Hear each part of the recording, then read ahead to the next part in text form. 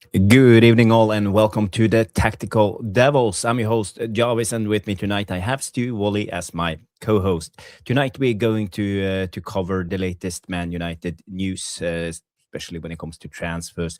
There are a official report, and it's about Casemiro. The statement comes from Man United saying Man United Casemiro will depart United at the end of the season upon the expiry of his contract. And they will like to thank Casemiro for his contributions so far. So we will talk about Casemiro, and there's also other transfer links. We have been linked to Mason Greenwood again. Elliot Anderson is still the first choice. There's also interest in Alex Scott, Bournemouth, and there will be other things. Man United apparently have the fourth highest revenue in the Premier League. We used to be number one, so what's going on? We will talk about this, and apparently Man United have open talks for a new contract when it comes to Kobe Mainoo. And there will be much more to cover. We will talk about the Arsenal game. How will Carrick set up his team? Do we have a chance to win against the mighty Arsenal, top of the league? But I think we can still do it. So Stu and I will go through the tactics, bring up the tactical board, and talk about how we actually will set up and try to beat them. So guys, girls, Jarvis and Stu will be back after this short intro. Remember to smash the like, very important. Subscribe if this is your first time. Press that bell notification, and we will be back after the intro. So see you in a second.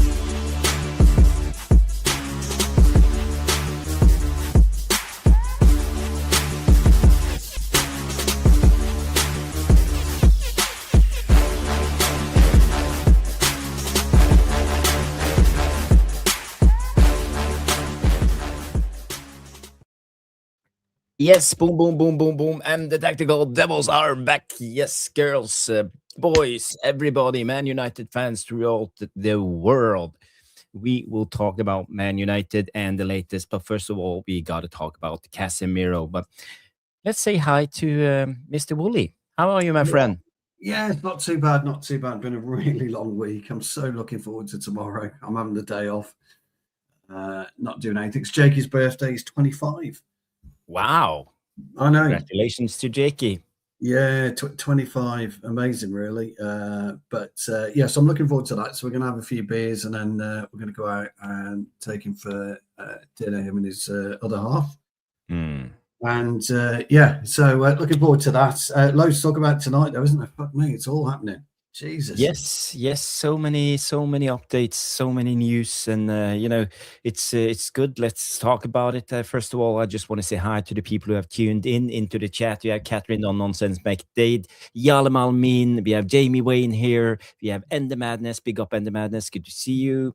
Let's scroll down a little bit. I am Titanium Belalis in the house, big up. We have King Carrick coming in, and let's see who else. We have Nikki T 397. We have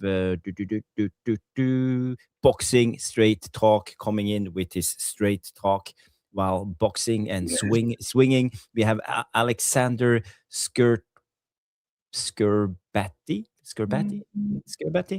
Alexander, big up Alex, big up. We have Paul Tobin. Let's see who else. And is it just me and Faith?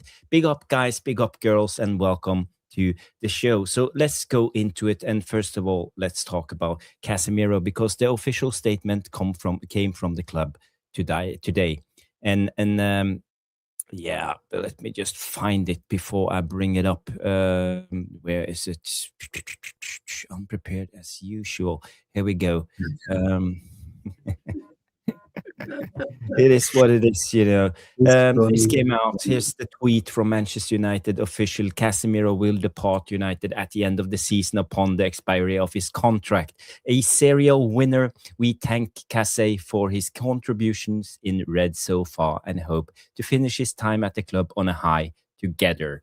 So this is the statement. There's also some updates from Ben Jacobs, from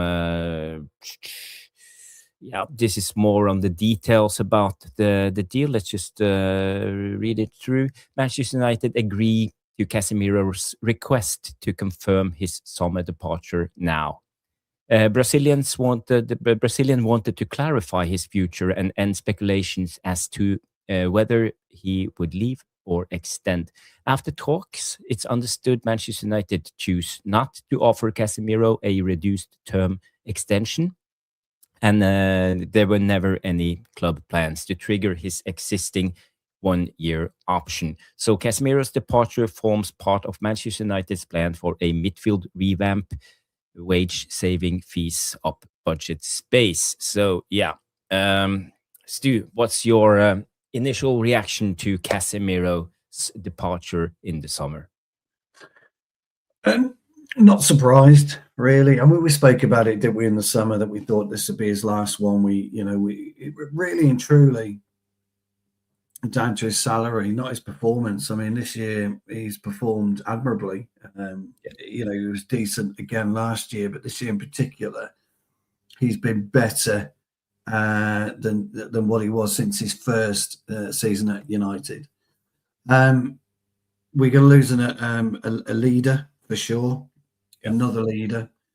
We're going to lose somebody that the kids can look up to and try and emulate with what he was doing, with the likes of Real Madrid and Brazil, etc. So I think it was good that they've come out and said anything. I think it took everybody by surprise today, and it wasn't even the world's worst kept secret because nobody really had a handle on which way it was going to go. So I'm pleased we got to experience Casemiro playing for the club, and I think for him now, if he retires or he goes to Saudi Arabia or he goes back home, maybe he goes home, plays in Brazil, has a couple of years left on his or does 2 or 3 years out in Brazil, and then maybe all in all, it's the right move. You still there, Paolo? Have you died a slow death? No, I'm here. Yeah, Am I lagging? Well, I don't know. Is Jarvis lagging, guys? Because he was solid on the screen, which was quite funny. Okay. Well, Casemiro's made a statement about a couple of hours ago. So the statement is from the first day I walked out at this beautiful stadium, I felt passion of Old Trafford and the love that I now share with our supporters for this special club. It is not time to say goodbye.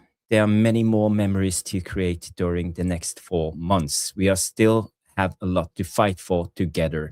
My complete focus will, as always, remain on giving my everything to help our club to succeed. So I like this statement. It tells me that Casemiro is focused. He wanna do more. Casemiro is not stupid. I think he feels the pressure from the club. He understands what the Ineos and the Glazers wants to do.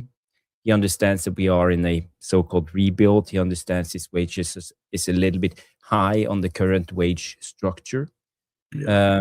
But he have performed as a true professional. He always given his best. A little bit too high of a wage, and we paid a little bit too much. I think it was 60 or 65 million for him. Like that, about 60, I think, wasn't it? Yeah, when he came from Real Madrid. But again, that's not Casemiro's fault. His agent and the club negotiates, and this is what we gave him. So again, it's on the Glazers and the current regime at that time. It was Arnold and Murtaugh who gave him that big contract under Erik ten Hag, and it wasn't wise. But Casemiro he's done his job, and just honored his contract and obligations. You agree? Yeah. You wouldn't see any noticeable dip in form. Have you seen a better Casemiro this season? A leaner Casemiro? Yeah. The Casemiro had defects, when he came into to the team eventually in his first season at the club. So, for me, I'm happy for him. I think it's the right move. I think you're right. I think financially he knows he was never going to get 375 a week again. And, all he was going to do was get, probably half of that, maybe even 100 grand a week. Rumour has it Maguire's going to be on a similar reduced wage contract if he signs. So for me, I think it's ideal. Frees up a lot of money in the summer, that does, for player acquisitions, but it also means that we're in major trouble if we don't act quickly and get the targets that we want. So there's a lot going around about this mystery player who now apparently plays in the Premier League, which Okay. I thought was quite funny when I saw that today. Who that is, nobody knows. I think it's all a bit of a mess still, and I don't see any real way forward at the moment. There's still no real direction in terms of what we are going to be doing in the summer. So fair play to Casemiro. Fair play to him to bringing it out now. I think it's probably the right time. He would have done a consultation with Carrick, I'm sure, and they made that decision to to put it out there, and away we go. So, but we need to act. We need to act quickly. I would definitely 100% try and get somebody in January now. I'd give them 6 months to know in the club. I really would, because otherwise we might have to have 3 midfielders in the summer, all new to the club, and it's going to be problematic for the new manager. Yeah. You make a couple of good points, Stu, and but for me, I see, for example, Rushmano comes in and say Casemiro's first year was decent. The rest has been averages at best. So let's not do the revisionism, as it's called, too much when it comes to Casemiro. He's been good, but being on 18 to 19 million pounds a season, he's one of the highest paid midfielders in the Premier League. I think only Kevin De Bruyne had more than him at its stay, and I think now I suspect Casemiro is number one, if the rumors of his salary is true. I think I'm pretty sure that your old mate Alfie Haaland is not Alfie Haaland, Erling Haaland's on. Yeah, but he's not a midfielder. I said the highest. Oh no, he's a midfielder. Yeah, he'd be the top one. Yeah, for sure. Yeah. Yeah. So again, maybe we should have expected more. We should have spent our money more wisely when it comes to Casemiro's wages. But again, it's not Casemiro's faults. I know I'm waffling and back and forward when it comes to this, but I don't want to be disrespectful to Casemiro because he's been a true professional. But I agree with Rushmano when it comes to this. We should have expected more, got more value for our money, coming in as a world-class midfielder. He's been really good. He dragged us over the line the first season into the Champions League under Ten Hag. Last season, he dragged us over the line when it came to the Europa League. So he brought us to the final. He's very calm. He's not stressed out in certain situations, but we can clearly see his legs are running out, after about 60, 65 minutes. So again, I think it's the right time. It's definitely the right time, but I wouldn't necessarily agree what Rushmano said there, purely and simply because he's come into a basket case of a club. He hasn't come into a team that's got any real, and I hate the phrase world-class stars. I just hate it. It was only really Bruno that could play ball when he came. So I think he's done the best that he can with the equipment that he's got and the player personnel around him. So I think it's a bit harsh to criticise him in that way. Yeah.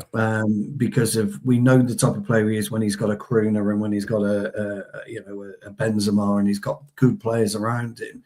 He fitted in seamlessly, and he probably would have done if we'd had a more masterful 5 or 6 players to work with him. So I think he's come to United. He came to United at the wrong time of his career, and he came to United at the wrong time. But there's a load of players that have suffered exactly the same by our lack of recruitment and our embarrassing recruitment that we've done over the last 8 years or so, really. It's not been great. So, again, fair play to him. He come and got a great payday.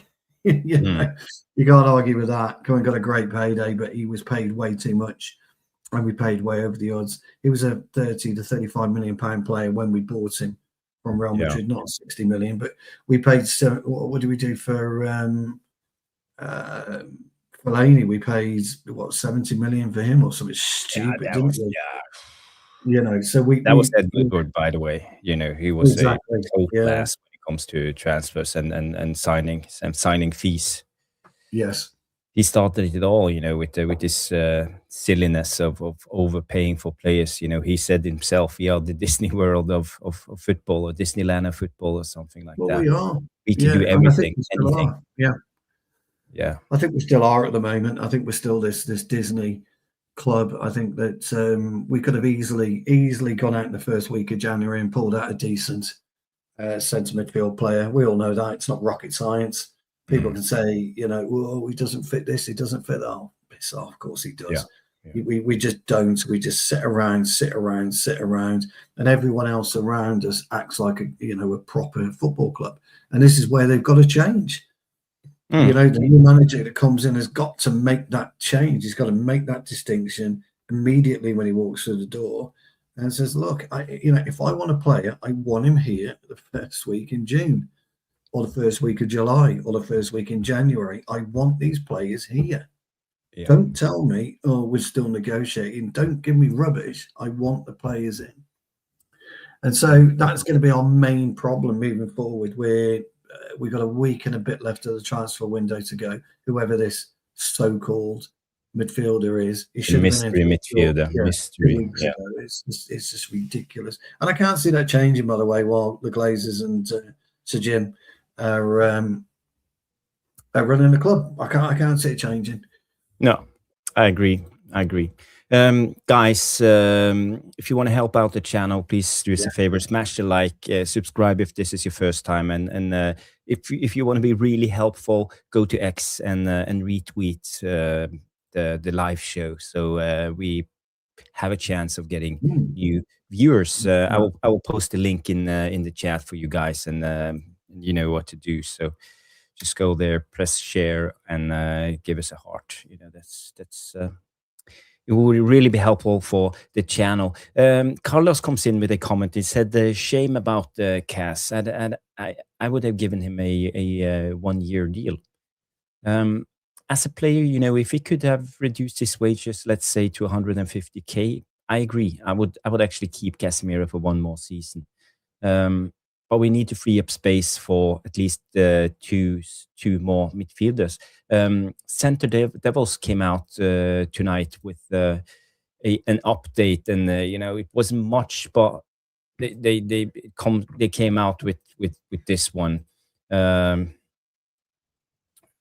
add it to the stage. It's a exclusive Manchester United's 2026 transfer priorities revealed. But they didn't say much, but it said that we are targeting 2 midfielders and a left winger. So who do you think we will sign then? We are going for 2 midfielders, 1 left winger. Guys, get your alternatives, get your choices into the chat, because I want to know. Well, I think we've known for a while we need 2 midfielders. Left winger, I'm not so sure. I don't know what the class is a left winger anyway, a left wing back or traditional left winger for me plays in the 4-4-2. So I don't know what they're considering as a left winger. And actually, are there any specific left wingers around? Because I have zero idea who you would class as a left winger anymore. So that might tell you of the type of manager they've already spoken to, the type of manager they want to bring in. He's going to play a 4-4-2 or a 4-5-1 when you play with 2 wide men. So that will tell you that potentially what we're going to be doing in terms of system. Where are the 4-4-2 managers? I don't know. There doesn't appear. I know we defend in a 4-4-2. Everybody does, or a 4-5-1. Everybody does. But where are they? They're all this new type of woke manager, aren't they? Who love a false nine and want to play 3 floating 10s and 2 floating 8s, and get a couple of fairies on there as well to do certain things. So a left winger wouldn't traditionally fit into that, would it? But the two midfielders, we've got to be looking at 2 profiles of midfield, haven't we? We've got to be looking at holding, hard tackling, ball winning defensive midfielder who can shepherd the back four, along with a creative player. So it's going to be massively interesting to see who we want. And the other thing is we've got to make sure that those players pair together. They've got to pair together, and they've got to be able to come into the team and pair together straight away, whether Bruno's there or not. And if Bruno is there, they've got to make a decision where they play him. And are we dropping Cunha, Sesko, or Mbumo to accommodate Bruno there? So it's quite a complicated thing to look at, a thing to do. Plus, are these able to play with the current squad that we've got? And it goes down to what we were saying about Casemiro coming into a substandard team compared to what he's used to, and he never really adapted to the Casemiro that we know. So ultimately, it is the right move for Casemiro. It was never going to accept 150 grand. I mean, for me, it'd be 100 grand. Same with Maguire. We're going to stick you down to 100 grand if you want to stay around. You'll play maybe 20 games a season if we're in the Champions League and we go far in the cups. But you're not going to be a starter and you won't play all the time. But we do want you for your experience, your squad experience, your overall experience of football. I want you to go and learn and work with the under 18s and under 21s. We must make use of these players if they're going to stay. And then, so the new players that come in have got to be capable immediately of kicking off the new season straight away and working as a unit. But therein lies the problem. When are we going to get the players through the door? How long will it take to negotiate? Because we just seem to be rubbish at all of this at the moment. And we can't afford to do it. We can't afford to do it this summer. Got the World Cup around the corner. So we've got the managerial issues and player issues. So they've got to solve the managerial issue first. Then they can solve the player issues. But that unfortunately is basic football, my old mate. they're just. It is too. But according to the report, when it came to the transfer priorities revealed, that is this time around, Christopher Virvel is playing a much more advanced role in these talks, and Wilcox and Borada will also be involved, but Virvel will be the main man when it comes to the first team signings. And his scouting department are working, behind the scenes to bring in other players, also young talents. We have the teenager Christian Orochko coming in the summer. He turns 18, so we will also see a couple of these youngsters coming in. And it always feels like we are waiting for tomorrow. Tomorrow we will see. And this is the thing with me and my problem when it comes to our transfer strategy. We never sign for the now. We always sign for the future, and I think it will frustrate a lot of managers coming in. We can't sign for the future anymore. You've got to sign for the now. If you get into Champions League football, you can't sign for the future. You have to sign. Rob, always United. Thank you, Rob. Thank you that you found us. Always just type in Tactical Devils in the search bar and on YouTube. You'll find us. But we know the notifications are mad. No one's get notifications anymore. So this is one of the big issues. So thank you for finding us. So we've got to apply. We have to buy players for now. We did it kind of with Mbumo and Cunha. We did it with Sesko. So we've got to go back to that. So we bring in midfielders that are Premier League ready, Premier League proven, and could go directly into the 11 and make a difference straight away. By all means, get some one or two younger players to come in the summer as well, getting them in and around the the first team, but for sure we've got to buy Premier League and proven.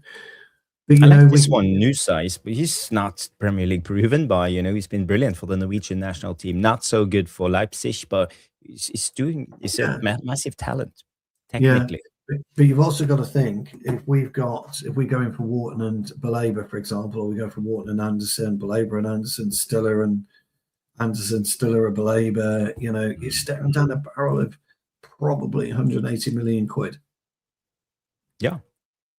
And how much do we actually got? Well, we don't know. We don't know what our budget is. If you want this left winger, if you're going to get a left winger of note, you're probably looking at another 40 or 50. We need another centre half. We definitely need a right wing back. So you're looking at a total bill, probably of 300 mil. In the summer. I have one question when it comes to this, the transfer budget. Are we still on a sell to buy notice, when it comes to transfers? Because it really held us back the last summer. And if you're doing the same this time, maybe we have 100 million to spend, and then we are just on a sell to buy. And I think, I mean, it's difficult to say. You can't operate on a sell to buy basis if you are trying to rebuild the midfield. You can't do it. You've got to have that money available, ready to go. Yeah. Currently, we had 60. If you believe everything you hear, we had 65 million waiting for Semenyo. We could have just gone and done the Semenyo deal, but we chose not to, or he chose not to come to us. We don't know, do we? So you got to have 200 million ready to go, irrespective of what else happens. If you're going to go and get those players, because that's what you're staring down the barrel of, 175, 180 mil, no problem. So it's a real difficult one. The balance has got to be right. The new manager might not want Wharton, might not want Anderson, might not want Baleba, might not want Hayden Hackney, might not want Stella. We don't know who he wants, and what he wants to do in terms of signings, who he wants to keep. He's going to have to do a root and branch delve into the first 11. He's going to have to do a root and branch delve into the under 21s and 18s to see who can come through, who's not going to make it. And you've got to start shipping these players out. The under 18s, under 21s got to go. If you're not going to make it, you've got to go. We can easily replace 18s and 21s.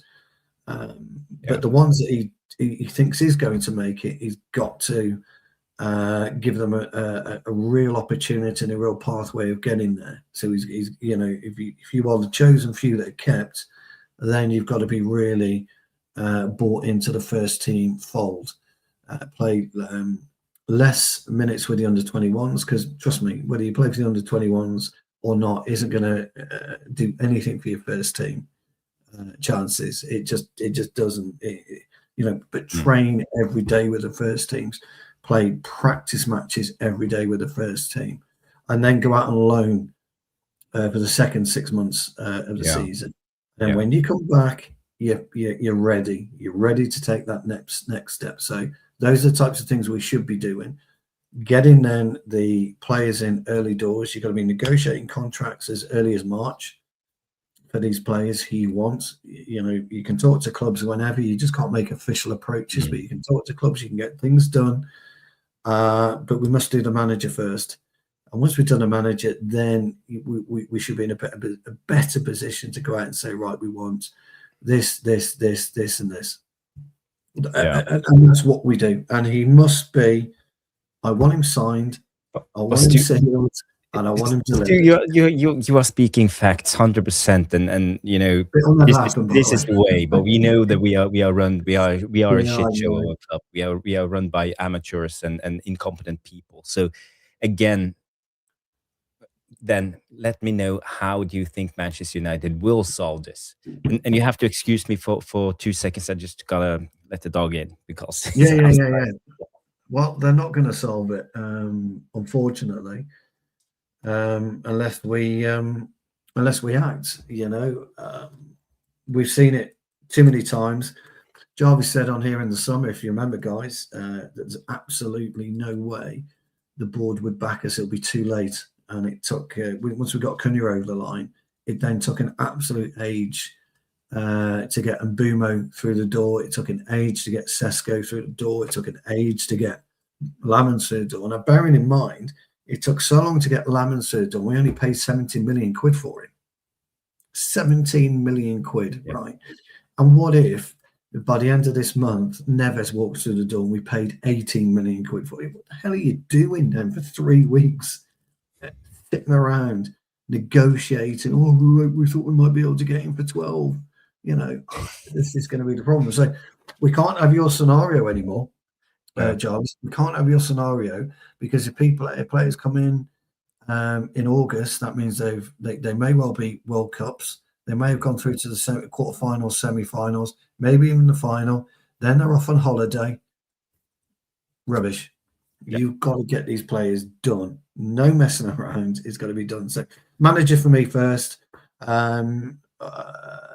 There's been nothing about who we're going after on the manager. Everybody was saying De Zerbi after last night's performance. Ooh, fuck De Zerbi, and he can go away.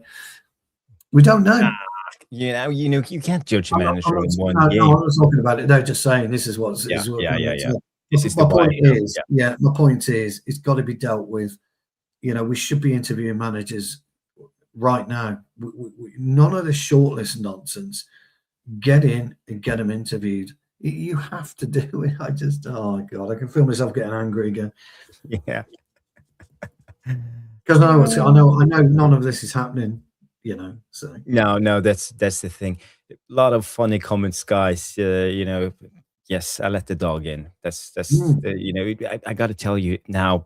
Up in the north, I think it's minus 15 outside. So the dog's been out for, let's say, 30 minutes. So it's borderline. It's borderline. It's not good. It's not good. Is he froze? No, but the dog enjoys himself. There's a big fur, and I think it's good. Revenue. I see a lot of people talking about revenue. We also have a question here from Bilal. We will answer that question. I started for later, Bilal. Yeah. And Yalam Almin say that's the thing now. No payday for them, Alien, until 2. Okay, we are talking about the revenue. I want to share this for you guys, and I know you are aware of this already, but the revenue of Man United came out. Money League top 15th revenue for the 24-25. It's in euros. So Real Madrid is on top, Barcelona second, Bayern third, PSG fourth, Liverpool fifth place, City sixth, Arsenal seventh, and Man United sitting eighth. And you can see here we were fourth last season. So the Man United ship is going down when it comes to revenue. And even when the new FFP rules comes to effect in, I think it's 1st of July, it starts. If our revenue is down, we can't just spend like mad sailors, anyhow. And how are we going to turn this around? We are not attracting the big money anymore. Have we become is this the beginning of the end for Man United? No, far from it, actually. I actually think, to be honest, that's been the least of Sir Jim's troubles. I think he's wanted to go in, completely streamline the business. In the summer, you'll probably see, or negotiations will be going now on training ground sponsors and a replacement for the shirt sleeve. That's been our issue. We've lost out on quite a lot of money on our training ground. So actually, when you look at it, the way that our club is run, we probably are just as profitable, if not more profitable, actually, than City, Liverpool, and Arsenal. It's just things at the moment have made it a little bit tighter. We've spent a lot of money out on the training ground. We've spent a lot of money on a variety of different things, and we were still doing record revenues. And as much as I trust Deloitte, and I really do trust Deloitte, by the way, I can see that not being a more of a short-term issue rather than a long-term problem. I think that'll be easily. Yeah. As you can see, we were still third when it came to match day, as who was it you mentioned, Wolves or someone in the chat, and also the prize money, I think this is where we lose out because we are not Yeah, in Europe. But this is 24-25. We still had the Europa League and we went to the final. So yeah. God only knows what will happen in 25-26, how it will look like then. Will we even be top 10 Well, when it comes to revenue? if you look at it this way, Jarvis, right? Whether that Finnish guy was serious or not, he still saw some value in the Manchester United brand, didn't he? Because look, I'll just give you $500 million, to do a sponsorship deal over X, Y, and Z. So, for me, that's fine. There are people out there that still want to do business with Manchester United. And I just think at the end of the day, we just need to not worry too much about that, and hopefully, I mean, look, if Carrick, whatever, it takes us on a 5-game winning spree. The old Frank gets his haircut eventually from the United Strands. He gets his haircut. He's happy. United move into Champions League place. We're happy. It could well be a decent end to the season, and we're not necessarily looking at where we are on the money list. Well, it's kind of a reference of where we stand because we have always felt that the financial side of the club, we have always made a lot of money. We have the biggest fan base of the world, probably millions of supporters, and we have always been used to at least the financial part should be okay, even with the debt. But now, we are thinking how, it worries me a little bit. Because this is a trend, and most likely the 25-26 we will even be lower. So how are we going to turn this around? It should worry you, and it shouldn't worry you. What would worry you more if you were Manchester City? The amount of titles you've won over the last 6 years, for example. Liverpool, continuously in the Champions League, won the title. Second, Arsenal continuously in the Champions League positions are not a million miles away from our turnover. They're not 400 million above us. They're about 100 million. And there you are. There's your difference straight away. So our appeal is stronger than City, Liverpool and Arsenal. The numbers just don't show it. But actually, if you were to do a real deep dive into where they're getting their income from as opposed to where we're getting our income from, you'll see actually we're a more valuable asset than they are. But actually on true numbers, on raw numbers, it won't show that, but we would be a much more valuable asset. But this is revenue. It has nothing to do with debt or and other stuff. Us having high wages and stuff like that. It's revenue. How much money do that club make? Gross. Well, I think they make an okay amount of money. But as I said, when you look at what Liverpool, Arsenal, and City, that's embarrassing, right? If we continue to win, Liverpool is fifth. They are the highest of the Premier League, the English clubs. We are below Liverpool when it comes to income. But they go deep, don't they? Into a lot of the cup competitions, they go deep into Europe. So prize money, basically. Liverpool didn't even go to. So when you look at Liverpool on 836 and look at us on 793 euro, there's nothing in it. And we've had a really bad few years. So actually, we are the most valuable asset out of all English clubs. We just don't show it on actual. But if you were to do a deep dive on Liverpool's, City's finances, that's just embarrassing. That is.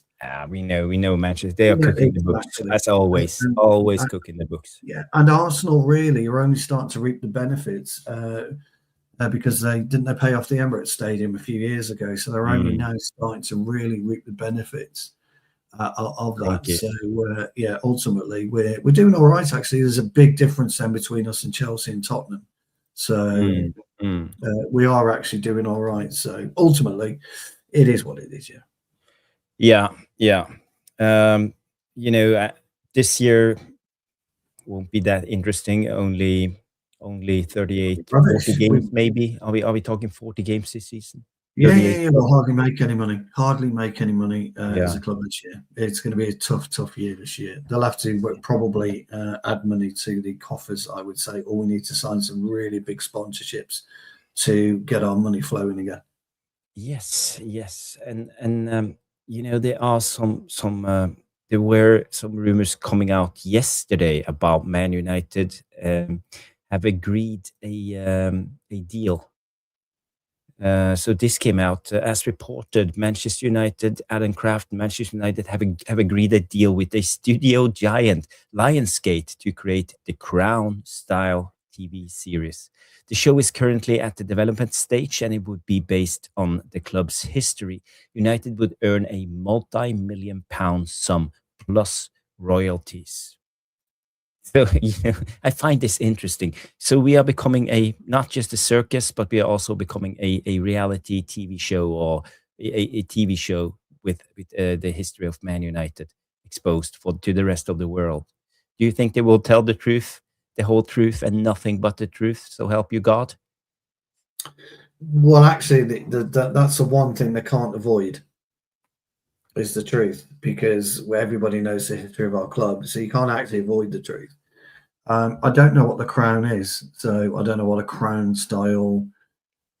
It's just an epic drama. You know, the Oh, Crown it's is epic drama, about the English right. Commonwealth, and the Queen and the King and all of this, Oh, okay. following Okay. them through history and up until today. I think ultimately then they will pay us to do it, obviously, and we will get probably good royalties on the back of it. And the good thing about that particular thing, it'll offer a lot of longevity. And if the first series, or whatever you want to call it, is good, there's loads of places they can go with it. They could start in the 1950s and work their way up to 2026. I mean, they can do whatever they wanted with it. They can really, but it does sound tacky, Dave. I was about to say that. For me, I don't know what it is. It's a not we didn't want to do a Netflix style documentary, did we? Apparently, we turned it down. We weren't interested in doing it because we would be the kingpin for that. Everyone else has done it. Netflix, Real Madrid's done it. Barcelona, they've all done it, but we would be the kingpin. But maybe from a financial longevity point of view, we get royalties. Then perhaps, look, I mean, this is just something very, very tiny. We're never going to see the types of royalties that Macaulay Culkin sees when he, from his Home Alone franchise. Home Alone, yeah. The guy gets something like $3 million a year on royalties alone, and that's how he earns his money. He doesn't have to work because of that particular film. We could do quite well out of it, but I don't know. I don't know what you would do. There'll be a load of speculation between now and. Well, Jarvis has got a pappy problem. His screen keeps freezing, apparently. Yeah. Okay. Yeah, whether or not you and I would watch it, whether or not we could sit through it, I don't know. It would also depend who they get to play, so and so, that type of thing. So I don't know. I mean, there's loads of documentaries on Fergus, loads of documentaries on Rooney, etc. Keane. There's loads of books out. I suppose you do whatever floats your boat on that, I guess. Yeah. Stu, this gave me an idea, and I just wanted to show you guys this, because if Man United is becoming a TV series, they have to be actors playing the Man United players. So I made a couple of suggestions for the actors. So do you recognize this guy? Is that Rocky IV? Dolph Lundgren. Yeah, it's Dolph Lundgren. Yeah. Do you think you can play the part as Peter Schmeichel? Yes. I think he would be perfect as the Peter Schmeichel. You're brilliant, Schmeichel. Yeah. And by the way, this is made by AI, so it's nothing real. It's just fake. So guys, bear with me just for fun. I've no idea who that is. Don't you see it? He played in the Pirates of Caribbean and Lord of the Rings. Oh, is that Orlando Bloom? Yes, it's Orlando Bloom. So playing David Beckham. Yeah, I think he could pull off a David Beckham. Yeah. Yes, 100%. Yes. But we have Luke Shaw then. You recognize this fella? Oh yeah, that's what's his name? Gavin, James. Gavin and Stacey, James Corden, whatever his name is. Yes, Yes, James absolutely. Yes, yeah, absolutely. Well, yeah, well, he needs to shapen up a bit before he goes into the role as Luke Shaw, but not too much. We want to keep it authentic. Yes. Yes, but this guy. Yep, Stam. So that's Jason Statham. Now he would Yes. definitely play Yap Stam, yeah, brilliantly. Yap Stam. The big man, the big Stam. Yeah, but he kind of looks like Yap Stam. He's not too bad. And also, I don't know. AI made this. Is that Aiden Heaven and Snoop Dogg? It could be. I don't know. I just asked ChatGPT to make a lot of. Yeah, I was going to say, who's he supposed to be on that one? I think it's Rio. Sure. It's Rio, but is it Rio in his heyday? Okay, yeah, it's Rio in his heyday. Did have long, yeah. And also, I have two more. It's you probably won't recognize this. I don't like it. It's not very good. It's a young Andy Garcia. It's supposed to be Berbatov, but for me, I don't think he. No, they haven't quite got that. No. No, and the last one is this guy. Not the best picture either. Well, that's Ben Affleck, isn't it? It's Ben Affleck, yes. Robin van Persie? Yes, it's Robin van Persie. Okay. Yes, you saw it. Yeah. So this is my suggestions. Yeah, not bad. Somebody put Stephen Graham for Wayne Rooney. Oh, that would be nice. But he wouldn't do it because he's a Scouser and he kind of Scouser playing. But this is definitely my favorite. Jason Statham. Who would you have play Sir Alex Ferguson? I think there's only one actor for me playing Sir Alex. Oh, who would that be? That would be Michael Sheen. He played Brian Clough brilliantly in the Damn United, and he would be a brilliant Sir Alex. He's not Scottish, he's Welsh, but he can do a Scottish accent. He would be fucking brilliant as Sir Michael Alex. Sheen. Yeah. All right. This guy, yeah. He was brilliant he was superb playing Brian Clough, but he would make a brilliant Sir Alex as well. Okay, absolutely brilliant. Yeah. Michael Sheen. Okay, yeah, I can see that. I can actually see that. Jamie Wayne wants Jack Nicholson as Fergie.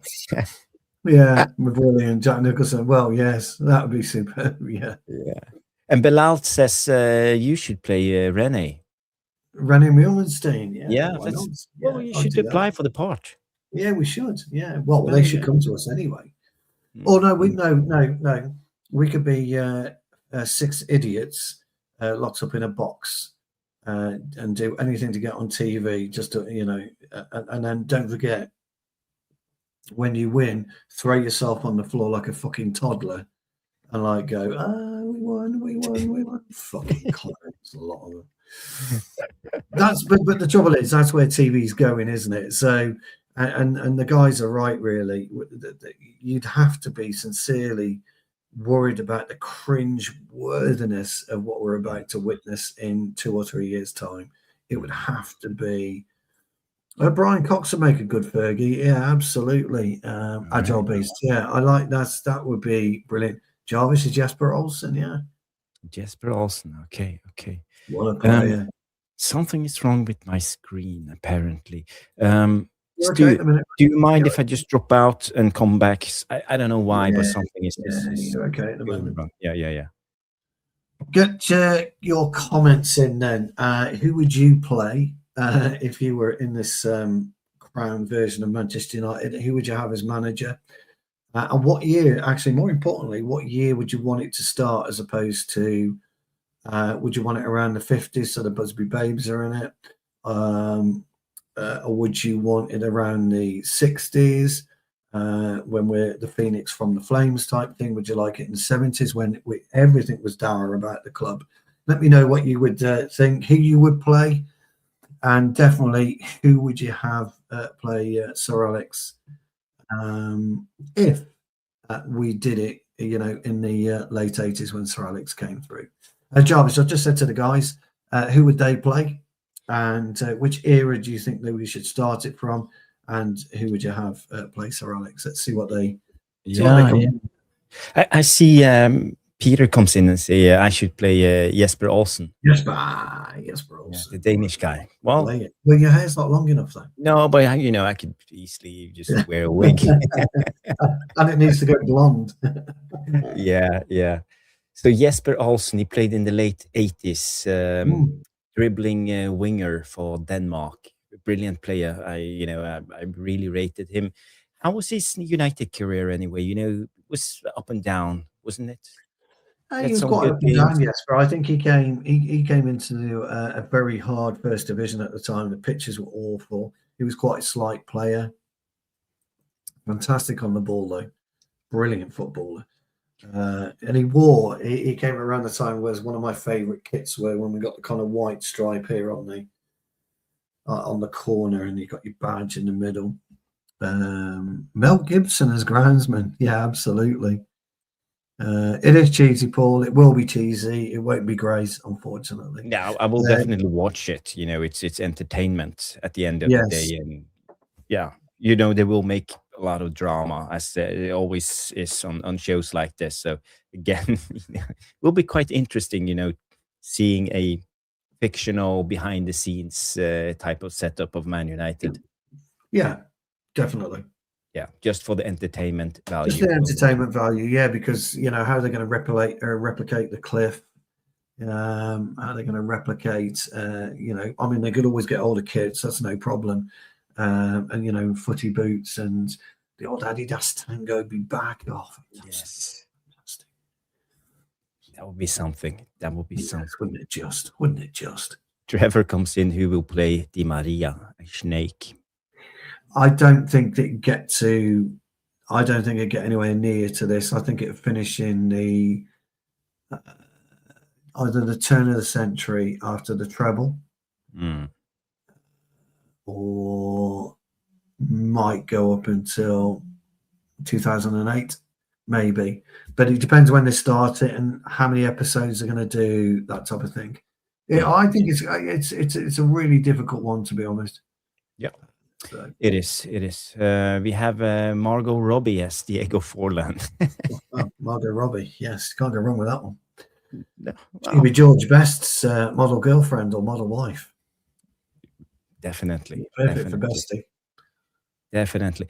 Let's move on. And this was just for fun, this part. There have been some rumors that we have been linked to a midfielder again. And this guy is the Bournemouth midfielder, Alex Scott. I don't know, Stu, do you rate Alex Scott, and do you think he could come in and do a job in the Man United midfield? Is he the one that went off injured? He's the one that went off injured. Yes. So we didn't get to see him for Man United. So the report is this from Centre Devils. Manchester United are still interested in signing Bournemouth star Alex Scott. He is in United's midfield shortlist, according to ESPN. So I don't know if ESPN is reliable, but at least there are some reports about Alex Scott. And, it's been around, it won't go away. So maybe we are looking at him as, let's say, fourth or fifth choice. I mean, yeah. Look, I know we were linked with him in the summer, weren't we? There was a lot of noise about him. He got to the England squad as well, hadn't he? And I think he's now out the England squad because I think Bellingham's obviously back in. But I think he got in the England squad. By all accounts, he's a tidy player. But is he ready for Manchester United yet? And again, he's Premier League ready. We know that. But the problems are likely to be: can he step into a team without Casemiro? Can he step into a team without De Ligt at the moment? Could he step into a team without Maguire? Could he step into a team without Bruno? Cunha? Probably not. So for me, probably great move, but you're going to pay a lot of money for him. So if you pay a lot of money for him, he's going to have to play. But I think there's better exponents out there that we could do with. But I do like him. He's not bad at all, but he's not bad at all. Is he fighting for a place in the World Cup? I think he was. I don't know at the moment. I would probably say no. I think there's been a couple of performances just recently that's going to make Tuchel think, such as Danny Welbeck, for example. Yeah, yeah. I think he might. I don't think Danny Welbeck prior to Christmas would have been anywhere near Tuchel's thoughts, but I think he would be now. Difficult one.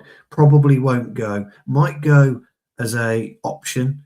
Might get on the standby list, but probably won't make the final cut. No, no.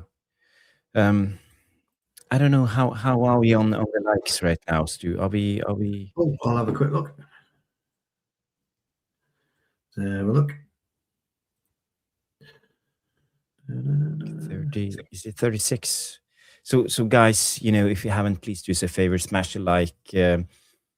I don't know. We are not broadcasting on X at the moment, so something is going on. The social media today is not what It's what been it all used over to the be. It's place, not hasn't it? reliable. Yeah. Yeah, it's all over the place. We're on 36 37 likes at the likes. moment. Yeah. 37 according to Stephanie. But so guys, if you haven't, please do us a favor, smash the like. Let's get at least to a 50 likes before we end the show. Yes, please. That ends the Alex Scott debate. We don't know more. It's just ESPN, so I won't say it's very credible at the moment. No. The next topic is about an ex-player being linked to Man United, and I just want to say before we mention his name, let's not just spend a lot of time talking about what happened. We are not talking about this right now. We're talking about the player profile. Is he the right man to bring back? And if the links are stronger, in the future, we will have the debate yet another time. So again, we are linked to Mason Greenwood, and the links are that we have a buyback clause on Mason Greenwood. I think it's 42 million pounds, and he has scored 20 plus goals across 2 seasons in France for Marseille, and there are rumors saying that Man United officials have internally explored the possibility of bringing Mason Greenwood back. So my question to Stu and you guys is Mason Greenwood a player we should try to bring back as a player? Do we need his profile in this team? It's not the right move for Mason Greenwood. It just wouldn't work for him. It wouldn't work for us. Irrespective of your feelings of him as a person, as a man. It just isn't a workable solution. I think for him to come back would be a career killer for him. As good as a footballer he is, and we all know the talent he is, it would be the wrong move for him. It would be madness, in fact, to be honest. Are we discussing him internally? I mean, that's finger in the air stuff, isn't it? See which way the wind blows. I can't see us even making a. I mean, look, our board of directors are dumb enough and thick enough, aren't they, to bring him back? Should never underestimate how. No, that's what I mean. They're dumb enough and they're thick enough to do it. Yeah. No. But it would be the wrong move for Greenwood. He's better off where he is. He's out the public eye of the UK, and if he carries on doing what he's doing, he'll probably get himself a move to somewhere like Bayern Munich or a top club in Spain or a top club in Italy. Yeah. But I think it's all paper talk, and I just don't see any kind of way in the world where it'd be a workable solution for Greenwood, by the way, for him. Yeah. As a profile, as a player, he has impressed. We can clearly see his talent playing for Marseille, scoring many goals, and he's actually very good as a footballer. So you can never take that away from him. But I agree with you, Stu. I think it's not the right move for us. We should stay away from this. It will be a circus yet again if he comes back, and it wouldn't be a good decision for him as a player. I think he will get a lot of the fans will be after him, and we know the songs that we will hear on the stands, especially away Oh, games. it'd be terrible. He We goes to any we away. don't want that. He goes to any away game in the country, and it's just going to. Yeah. I didn't watch the game last night, so I don't know if he got any abuse. I don't know if he even played because it was Anfield, wasn't it? Was it Anfield or was it away? I don't know. So no, it's not. It's no good for him anyway. You know, it's no good for him. I think it'd be a mistake if he came back to Manchester United anyway for his career. To be brutally honest with you, I think he could go up right now. Well, okay, let's just put it in a bin. We won't talk more about Greenwood. If not, the rumors comes up again, and there will be more. More journalists pushing for Mason Greenwood. But you know, I'm a little bit worried if we go back and sign him. You know, I don't think it's the right move for the club. But as a player, if you look at it isolated, if you put him as a player, definitely. Fantastic footballer. I think he will strengthen our starting 11. Fantastic footballer. You can't take that away from him. I think that's why people were so upset and angry with him, because we know the talent the lad's got. He's nowhere near the England squad, Jarvis. Should tell you everything you need to know. You know, the England squad won't touch him. No. But I think he's playing for. Isn't he playing for Jamaica or somebody like that? And you know, but we weren't touching him anyway. So. No, we shouldn't.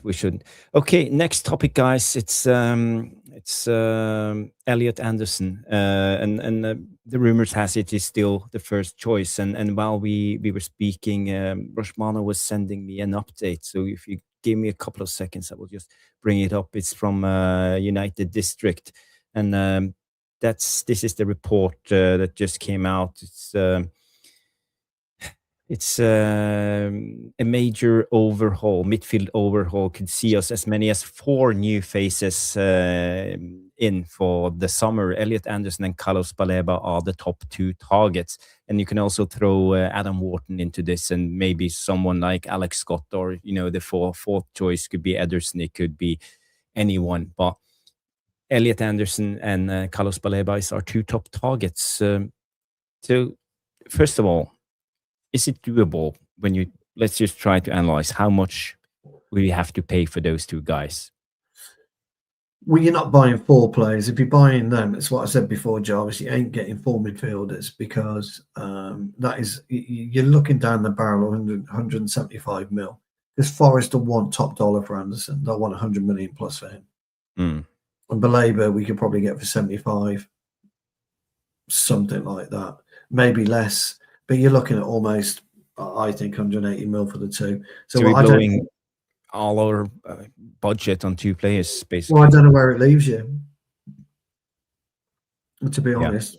Yeah. We need a right back or a right wing back. You know, we need a right-sided defender. You know, for me, we should move Dallow. So you want to replace Dallow? Yeah, we should move him on in the summer. You don't want to keep Dallow as a squad player? No. Because I have to be honest, I don't mind having Dallow as a squad player, you know, not starting every game, because I think he's versatile. He comes in, he's doing an okay job. He's not a starter in my book, not at all. But for me, I think as long as we have, let's say, 3 decent fullbacks and we have Dallow in our squad, I think he can still do a good job. And I don't believe in shifting out too many players at once. You know, I know you guys will hate me, and Dallow is the most unpopular person in Manchester. I'm just saying, you gotta be sensible about this. You have a versatile player who has experience, knows the game, who's been around, and is hardly ever injured. Yeah, you know, the value of having a player like that in your squad as a squad option it's high. No, I agree. But I would do something different. I would move Yoro to right back if we can't get a right back, because he ain't getting in at the centre. No. He's not going to play. He's not going to play. So if I'm Lenny Yoro, I'm looking at it. I'm looking at the optics. Yoro is becoming the new Wes Brown. Yes, he is. I'm looking at the optics. I'm looking at, okay, what's my best option here? I know I'll become more of a generalised player. I won't specialise as a centre half. I can play right back. I am quick, and that's what I would be doing if I was Yoro now. I'll be looking at it and I'll be saying, right, Mr. Carrick or Mr. Ancelotti or whoever comes to the door, just so you know, you can play me here and you can play me here. Either way, I don't care. Or you can put me in a 3, but I can play centre half, right side on a 3, or left side on a 3, right back, no problem. I'm your go-to man. That's what I've been doing.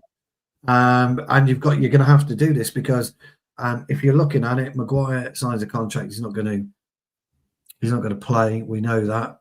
But you've got De Ligt and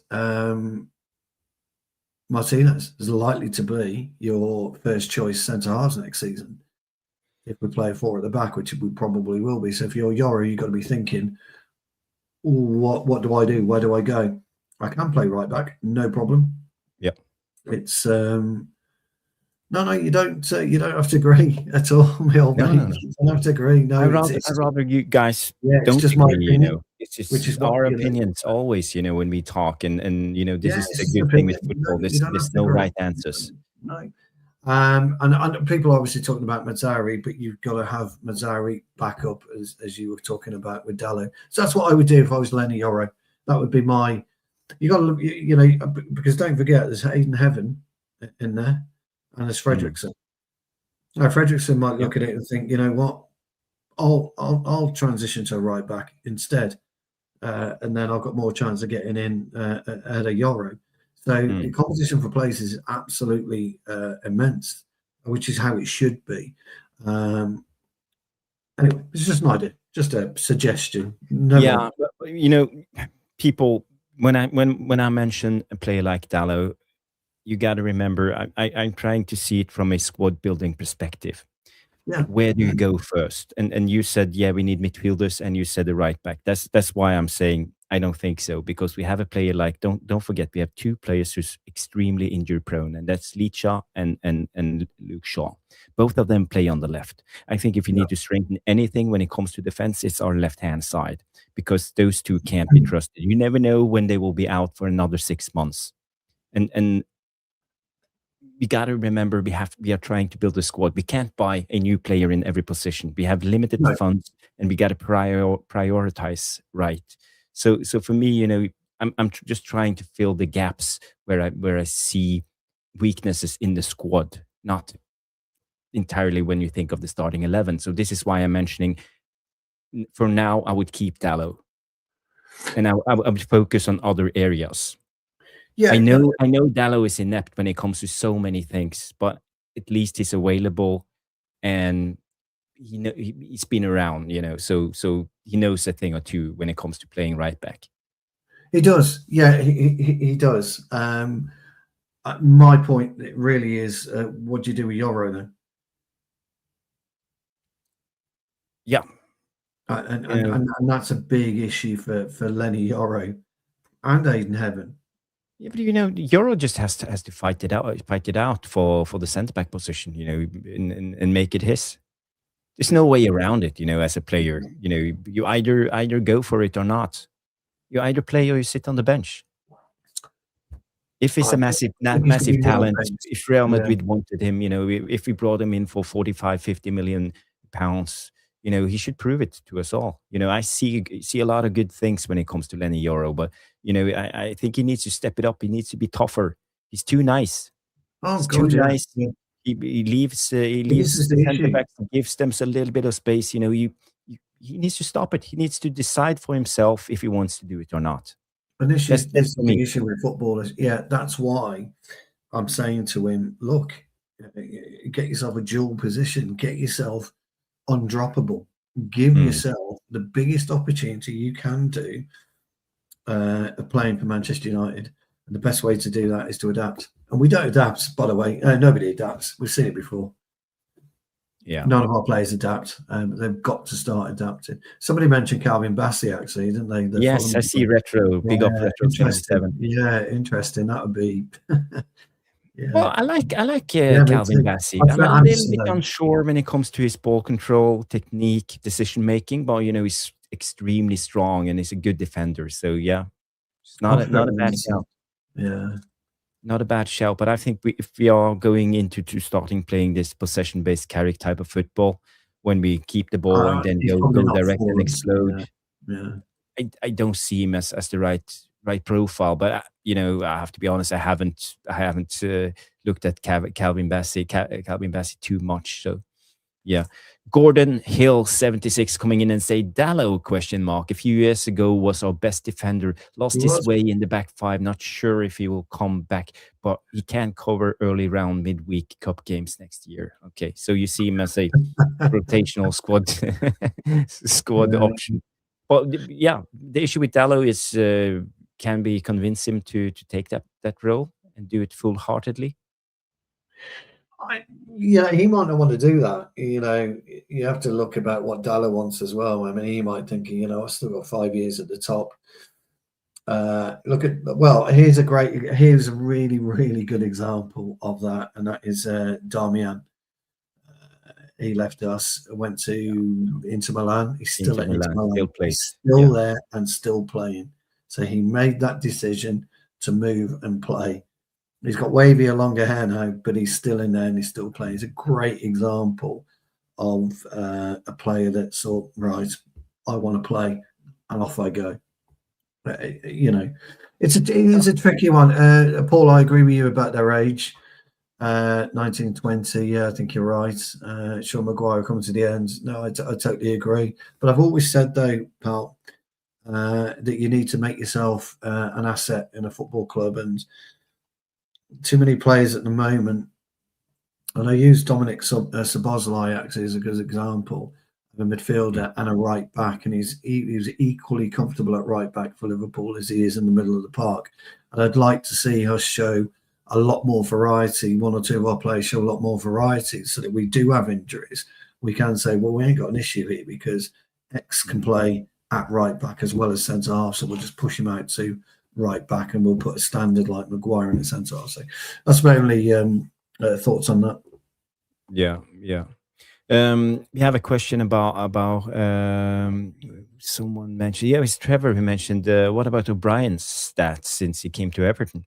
Even when he was at Lyon, he was excellent. And I agree with you, Trevor. I have to admit, I rate O'Brien.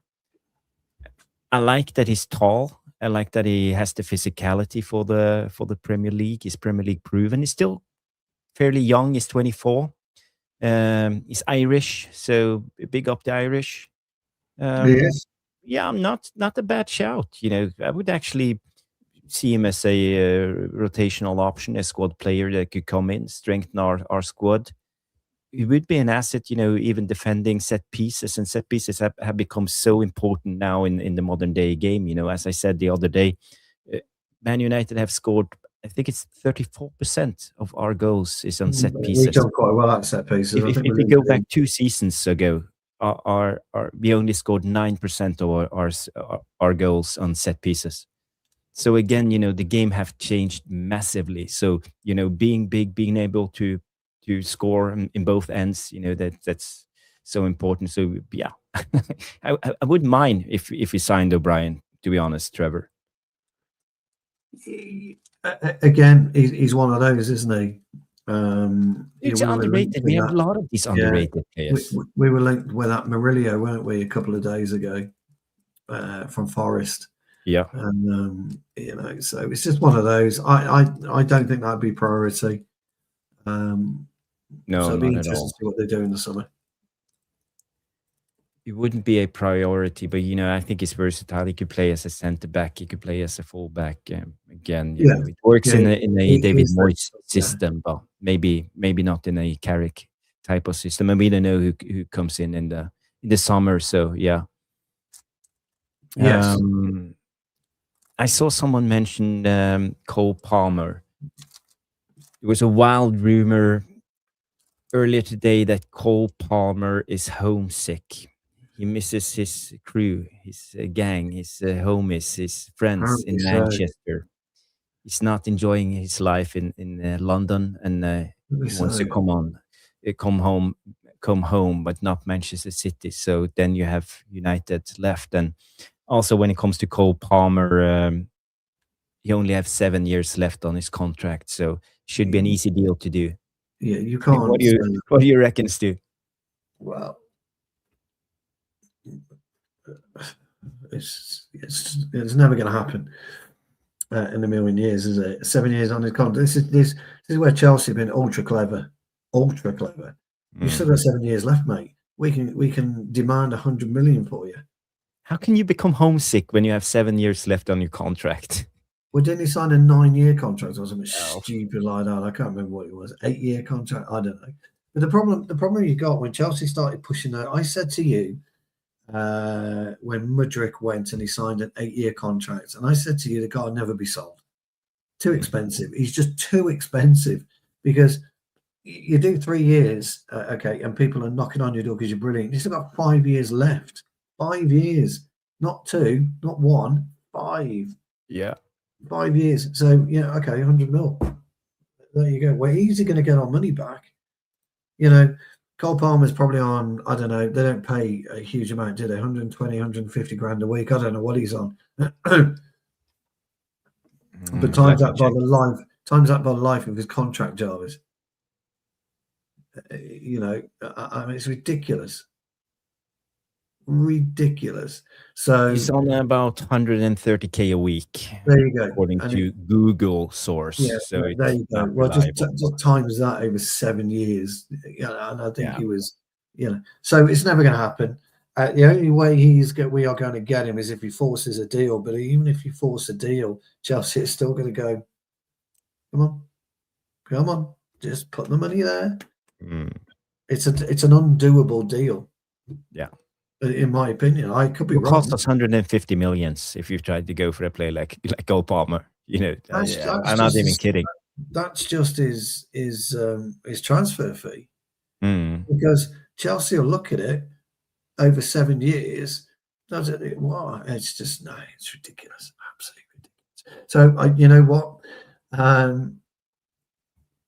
You can be homesick, yeah, fine, but unless you can find a way of forcing yourself out, you'd never have signed that contract. You just never have done it. You've just locked your life in one club. Mudryk doesn't give a damn. No, he's happy. He's a happy camper. He's happy as Larry. Mudryk is. He's on a 2-year suspension or whatever he is. just taking the money. Give a damn. It's dumb, absolutely dumb. What he did. It really, really is.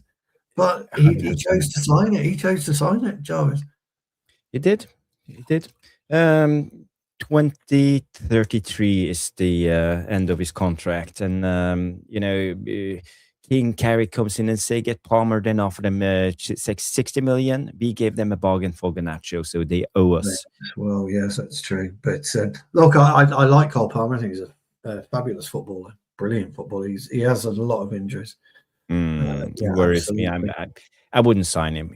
I would say no. Well, it's just not going to happen anyway. It just isn't going to happen. If that deal ever get done by anyone, I can tell you now, Jarvis, the fee that we are told, as opposed to the fee that they actually pay, I think there'll be a big gap, because you get 7 years. You just haven't got a hope. What's the point in even knocking on your door? Yeah, 100%. Jesus Christ! And the madness comes in, and Palmer will be here. End of seasons due. Hey, and the madness, if he's there. I mean, I'd love to know how they do that deal, honestly, because the madness always comes in with positivity. Big up, and the madness. He might turn around and say, the money you're supposed to give me through loyalty, through this, through that, I won't take, but I want a fair transfer fee. And I'm going to save you this on salary. Otherwise, fuck yeah, I'm going to sit on with 7 years, and I'll be a multi-millionaire by the time I'm done.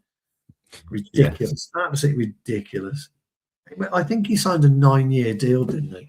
I'm sure it didn't happen on the show. We were doing the show, and I'm sure it was. I'm going to have a look now, because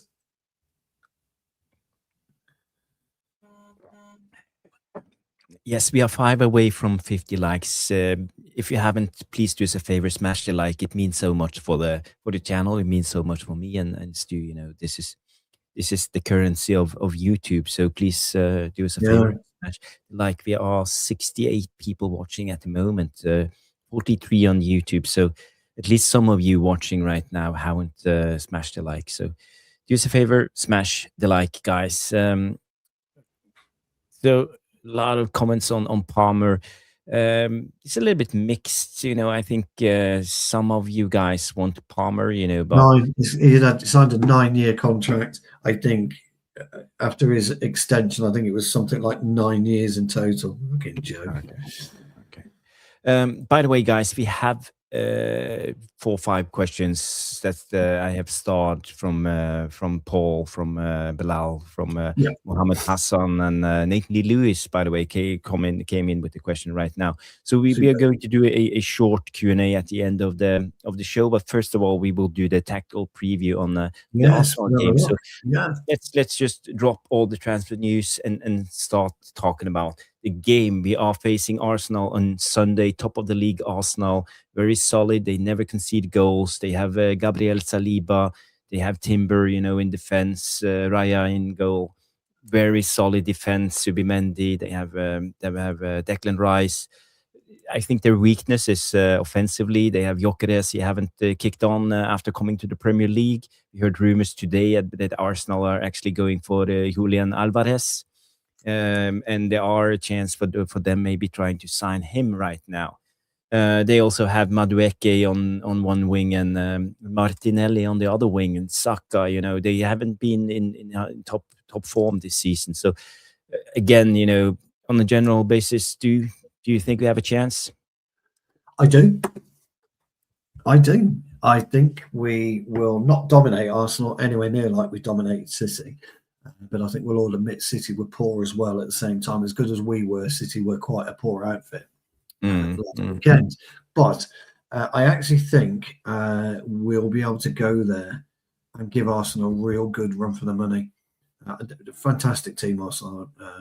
I mean, you always laugh at me about my FPL. Our FPL league, by the way, I'm sitting around 16th. And Jarvis will tell you, I've not changed a single player. I've not done any transfers. You should sub Gabriel back into the starting 11. I subbed him back in now. You've done it. So you captain him again. I think did I captain him? Yeah, I think. Or do you still have Anderson?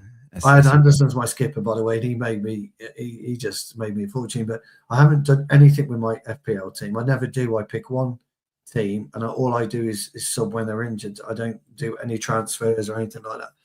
And Gabriel and Anderson have been absolutely brilliant for me, and I'm doing all right at the minute without doing anything. But what I like about Arsenal is 2 things.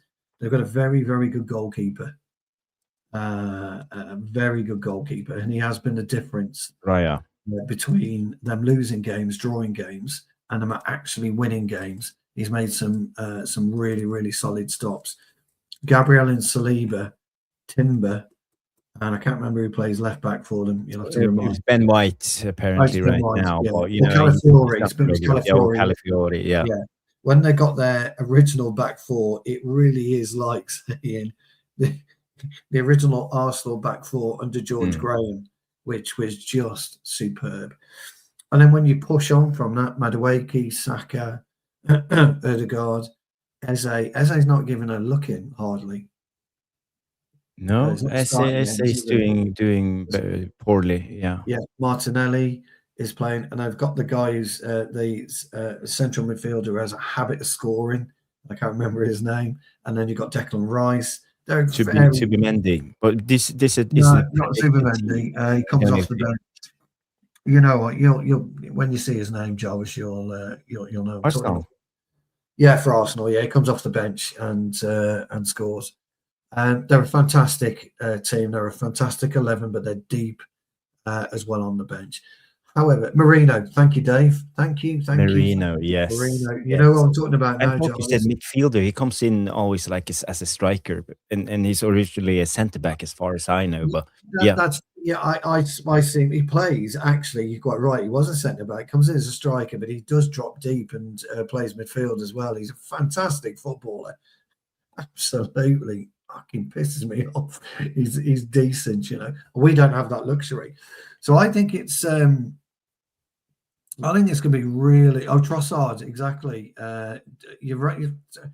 Pete, you're absolutely right. Me and Jarvis were talking about a player you would love to have as your squad, and we talked about Trossard, didn't we? And we Trossard spoke would be about a brilliant Ross, option to come off and the we spoke bench. about Yes. Gross, didn't we? Brighton. We spoke about those types of players. Pete, you're absolutely fucking spot on, mate. Because he will come on, it's 0-0. He'll come on and fucking score. Yeah, that's the thing. You're absolutely right, Pete. So I think it's going to be a tough. I don't know if Calafiori's back. I think he's still injured, isn't he? So I think it's going to be actually quite an entertaining game as well. And I think it'll be relatively high scoring. And I think it'll be relatively aggressive as well. I think both teams will be quite aggressive in their play. Yeah. I think Carrick will want us to go at them, not play counter-attack football, but go at them and stop the likes of. I don't know whether is Saka injured, by the way, or is he? Saka is not on the injury list. If you go down and look at it, you see the injured players is Hinkepi, Calafiori, and Doman. Okay, lovely. So, you know, Saka, again, dangerous. So you got some dangerous players in it. I'm so looking forward to it, Jarvis. But the thing is, they played Marseille yesterday away. They went to France, and they're going to play on Sunday. So there will be rotations from Arteta. But this is the football. But the problem is their rotations. Their rotations always ain't bad. Well, okay, no. So you take out Madueke, you put in Saka. You take out Martinelli, you put in Eze. Yeah. But, you know, there's just two. Yeah, you take out Gyökeres, you put in Gabriel Jesus, who scored twice. So Marino, yeah. Yeah. So, you know, it doesn't really matter. So I'm really looking forward to the game, everybody. Because I think it's going to be an absolute belting game of football. I think it's going to be a thriller, in fact, because I think good old Carrick. Yeah, the Inter. Sorry. I was thinking about Liverpool. I thought it was Thank you. Go check. Yes, that's where I'm going with it, Jamie. You beat me to it, mate. We are quite telepathic, me and you, and I think you beat me to it. I was leaning towards. I think we scrape it, Jarvis. And I'm not. This has got nothing to do with my thoughts about how we beat City or Liverpool or anything of that nature. I actually got a feeling we are going to go there and scrape a win, but it's going to be a fucking hard game, mate. It's going to be a tough old battle. I'm not saying it's going to be anything like back in the day when Henry was playing, and you know we had all these real physical battles. But I think it's going to be a fucking great game of football. I think we're going to be really looking forward to it. And I think we might put on a performance, guys. And if we did lose, we're probably going to come on the show, Jarvis, and say, you know what, lads, what a brilliant game of football. And as good as we were, you got to doff your cap to Arsenal. Or as good as Arsenal were, you got to doff your cap to Manchester United. I see it being that close, but good. Yeah, but really, are we there yet? Because we saw this Manchester City team that we beat. You know, we dominated them completely at Old Trafford. But we could see a couple of days later, Glimt coming in and totally dominating Manchester City and winning 3-1. So again, you know, where's the strength in our victory? Did we really play that well, or is Manchester City really poor? I think there's two players who could really, really benefit from this game. I think Cunha, for one. It's a big pitch. He loves playing at Old Trafford. It's a big pitch. It's a big pitch, the Emirates. I think Slabhead is going to come in, and the man is absolutely right. I think you know we're going to probably play. And I would actually start with Sesko, but anyway, it doesn't matter. I don't think he will. I think we're going to play a similar team to what started the match, but I actually think I think we could go toe to toe with him. John. I wouldn't have said it 6 weeks ago, mate. I would have said we're doing all right. We haven't lost him. When was the last time? You know, we lost 2 in 10, 11. I can't quite sure. What's our record, mate? Yeah, something like two in the last 10 or Two, something. Yeah, two in the last 10, two in if you 11. don't count the Brighton game, because I Yeah, the lads will know, and the ladies will know, in the Devilish Tacticos. So you would say that should give us some confidence anyway.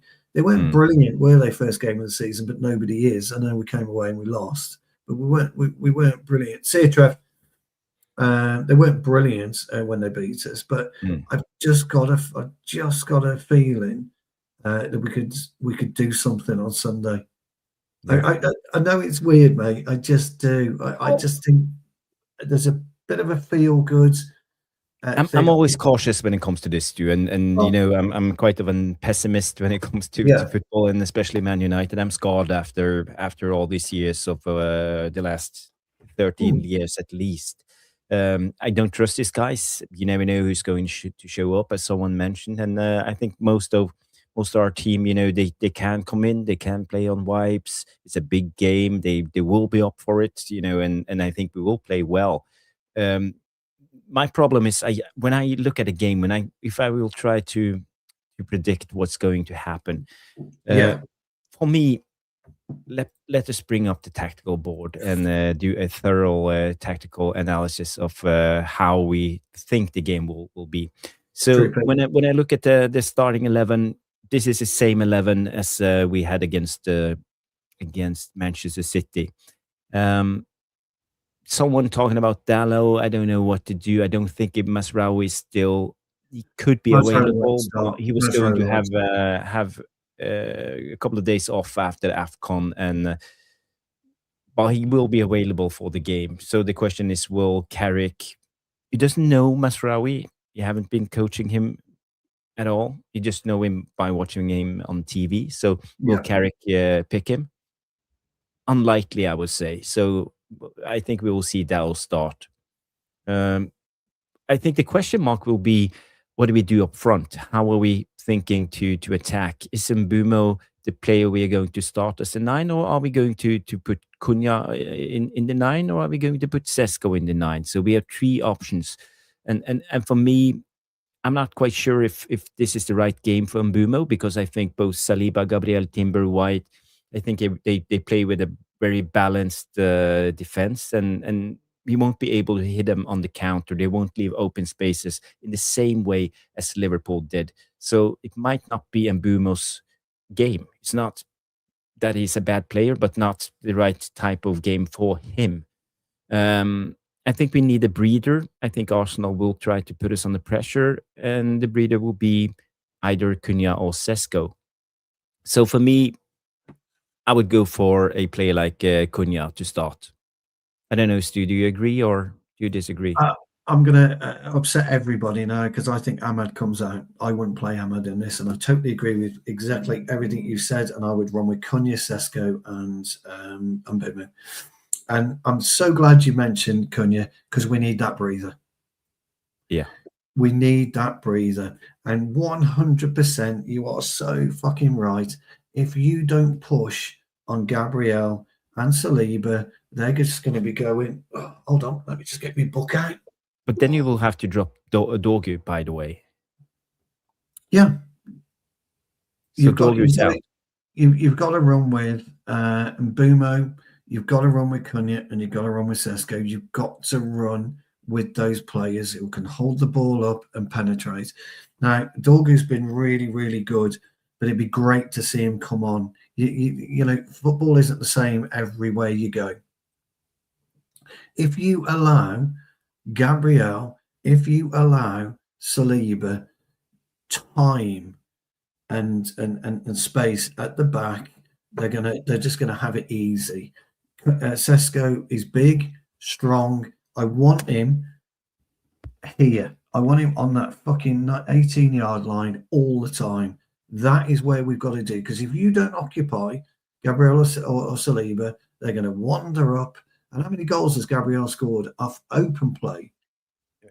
He's done a Not few. many. He's scored a couple, Yeah. but he's good with it.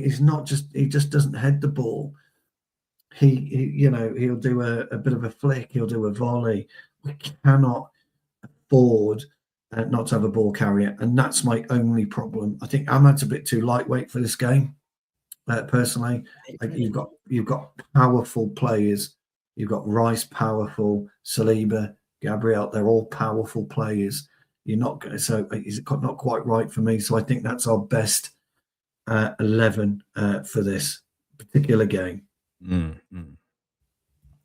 I see a lot of people, they consider Sesko will be benched again, in my opinion. Yeah, big up, Fred. Good to see you. So this is what, we should explain, Dave. This is this is what we would like. We know what he's going to do, and you're absolutely right. Sesko won't start. It'll be probably the same 11 that he starts against City. Yes, it will be the same 11, 100%. We always talk about what we think is a better formation, and we always do, don't we, pal? Yeah, but for me, starting a play like Sesko, it's about aerial abilities. You have to be in our own box defending, because I think Arsenal will sit in a mid block. They won't try to dominate us, and I don't think they will do as Manchester City and keep the possession and just let us sit back and absorb and wait for the counter-attacking chance. I think they will be very cautious. I think Arteta is not stupid. I think he's seen what Man United did, and he knows what's coming. So again, I think they will just sit back. They will wait us out. They will be like maybe 60-40 or 50-50 in possession, and they will bet on scoring on set pieces and corner kicks. Arteta trusts his team when it comes to this, and that's why I think a player like Sesko could be useful when we defend. Well, we won't play counter-attacking football Sunday. Can't afford to. We can't afford to soak anything up from them. We have got to get at them. This is a one game, Jarvis, where it's got to be swashbuckling. Because if we sit back, and you're right, if they sit back, and they'll just pick us off. Well, we know that.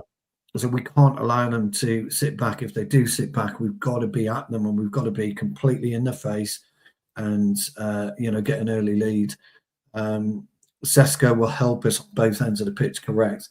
He'll help us up front, and he'll help us defensively. Same with Maguire.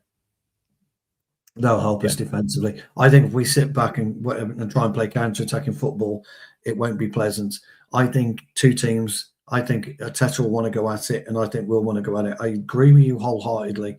He's not going to sit back and just let us play. He's going to get at us. City were a very strange team. They tried both ways to beat us, didn't they? They tried to sit back, tried to attack us, and nothing worked for them. I think Arsenal, and Arteta in particular, will stick to his principles. We talk about principles all the time, and I think he'll try and hit us right from the start. So I think we've got to be bigger all around the pitch. Somebody just said that Ahmad is a strong lad. He is a strong boy. There's absolutely no two ways about it. But he has been overpowered in a few games this season, and I think Arsenal away. Look, this is only my opinion, and he will play Ahmad. By the way, let's be clear about that. Ahmad will start. I just wouldn't start him on this particular game. Yeah. Looking at I saw Paul coming in a 4-2-3-1. Well, it's a 4-2-3-1. It's a 4-4-2. It's a 4-3-3. It's effectively but at the end of the day, I've come to the conclusion that formations doesn't matter anymore, because it's mostly man-man anyway, and that's just how the modern day of football has evolved. When you look at us, let's say, for example, Arsenal are trying to play out from the back. They will split the centre backs. They will go with their fullbacks wide. They will try to find Subamendi, and also, if needed, Rice will drop down. So there will be a hell of a job for our two forwards, strikers, to block the passing lane and stop the progression through Subamendi and Rice. So we will need a lot of work rate on these two guys, and also they have to be instrumental and do the right thing. If the play goes over to, let's say, Ben White, Saliba's side, they will have to block out Subamendi like this, and if the ball goes to the other side, let's say Timber, they have to block out Declan Rice. And sometimes you will even see Declan Rice dropping in between. So what do we do then? One of them have to go at Subamendi, the other one have to block Declan Rice. So there is a lot of things that can play itself out. But if you But look at that's it okay in though, Jarvis, because all you do, or what I would do, you see where Cunha is, you place him between, is it Erdegaard? You've got there. That's yeah, you place him in Odegaard that is area. here. Yeah. You place him in that area, but to kind of above Erdegaard, and then Bruno should be below Erdegaard to stop the balls through. You can almost allow Erdegaard to have the ball there.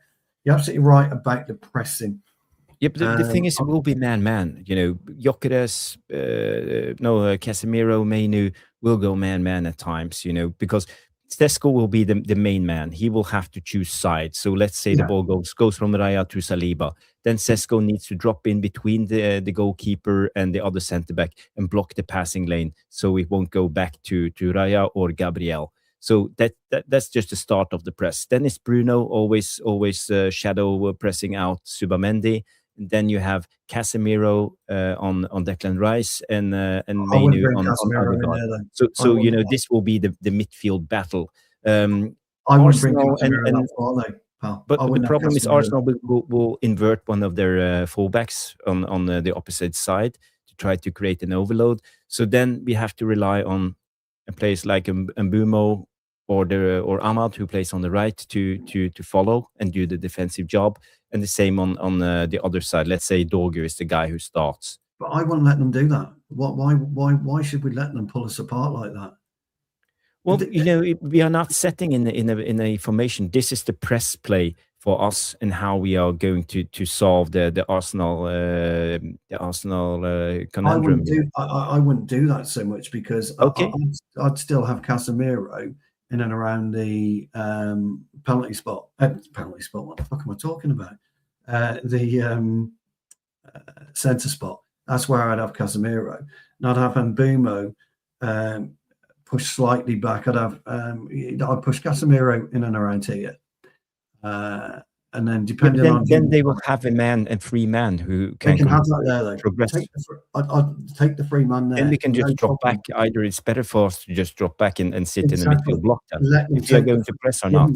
This is the question. Give them the free man. No problem. They can have the free man there because their names have got to come at you. And we need them to come at us. See, our biggest problem is low block. We always struggle, don't we, in a low block? We just hit brick wall after brick wall after brick wall. I mean, you talk about this a lot. We need to drag them out, and I want to see us drag them out.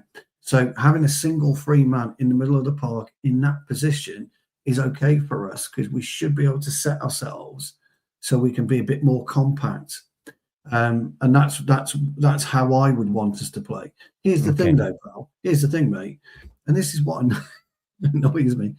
Everything you just said is completely true. And everything you just said is how we will do that.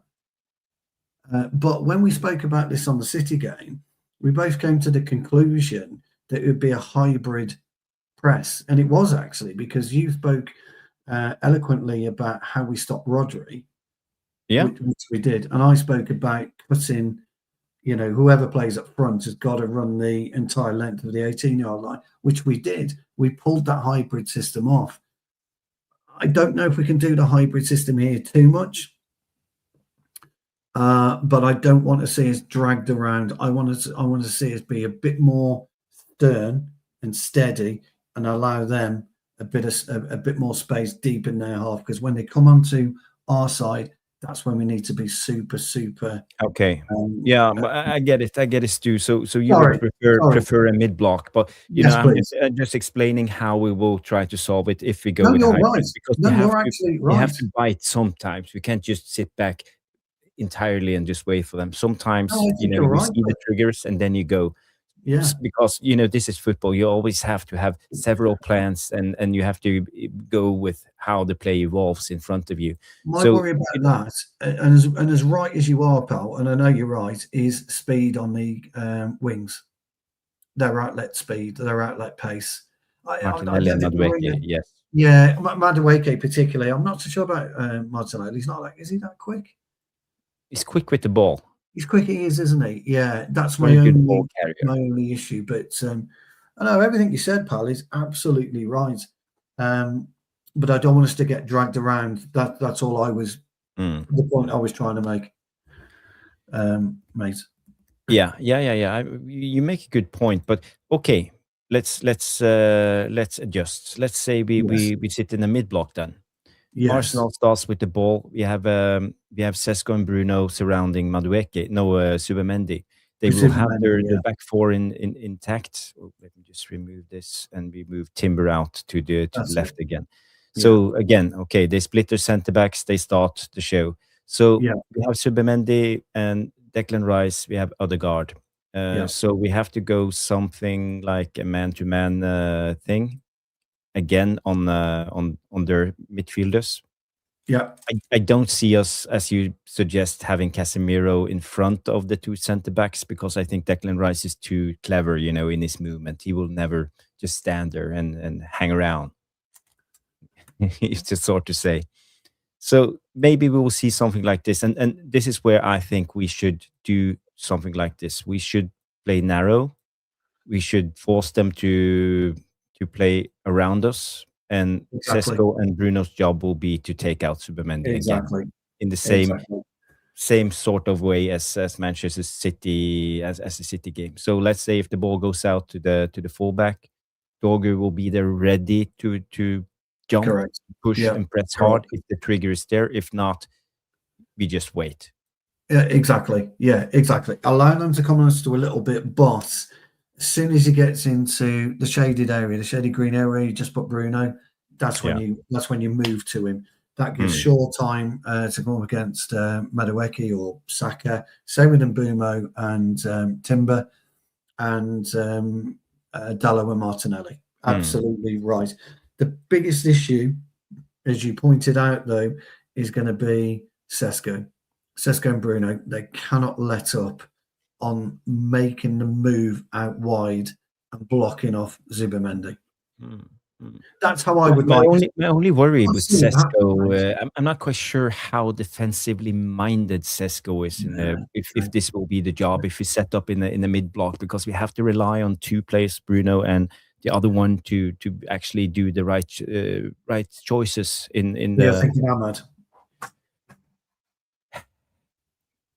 Ahmad or Mbumo, because some of them has the burst of acceleration. The when you see them, you don't expect them to come, and I think they surprise the ball carrier on Arsenal. We can actually be a little bit better in our counter press, if you Yes. can call it. Yeah. Yes. So, Yes.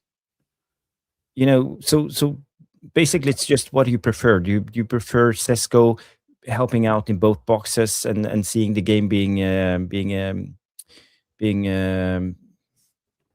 with on set pieces, or do we see us having a chance to bite? Yeah, I'd like and to then see go with Sesko. set. Yeah, on set pieces. That's where I would like to see him, and I think we need to do that. But on the same token, or do we go with the play like Ahmad or Mbumo? I'd go with Mbumo over Ahmad, unfortunately. I would play Mbumo. But for me, Sesko has got to do the hard work, stopping their free-flowing movement away from their goal.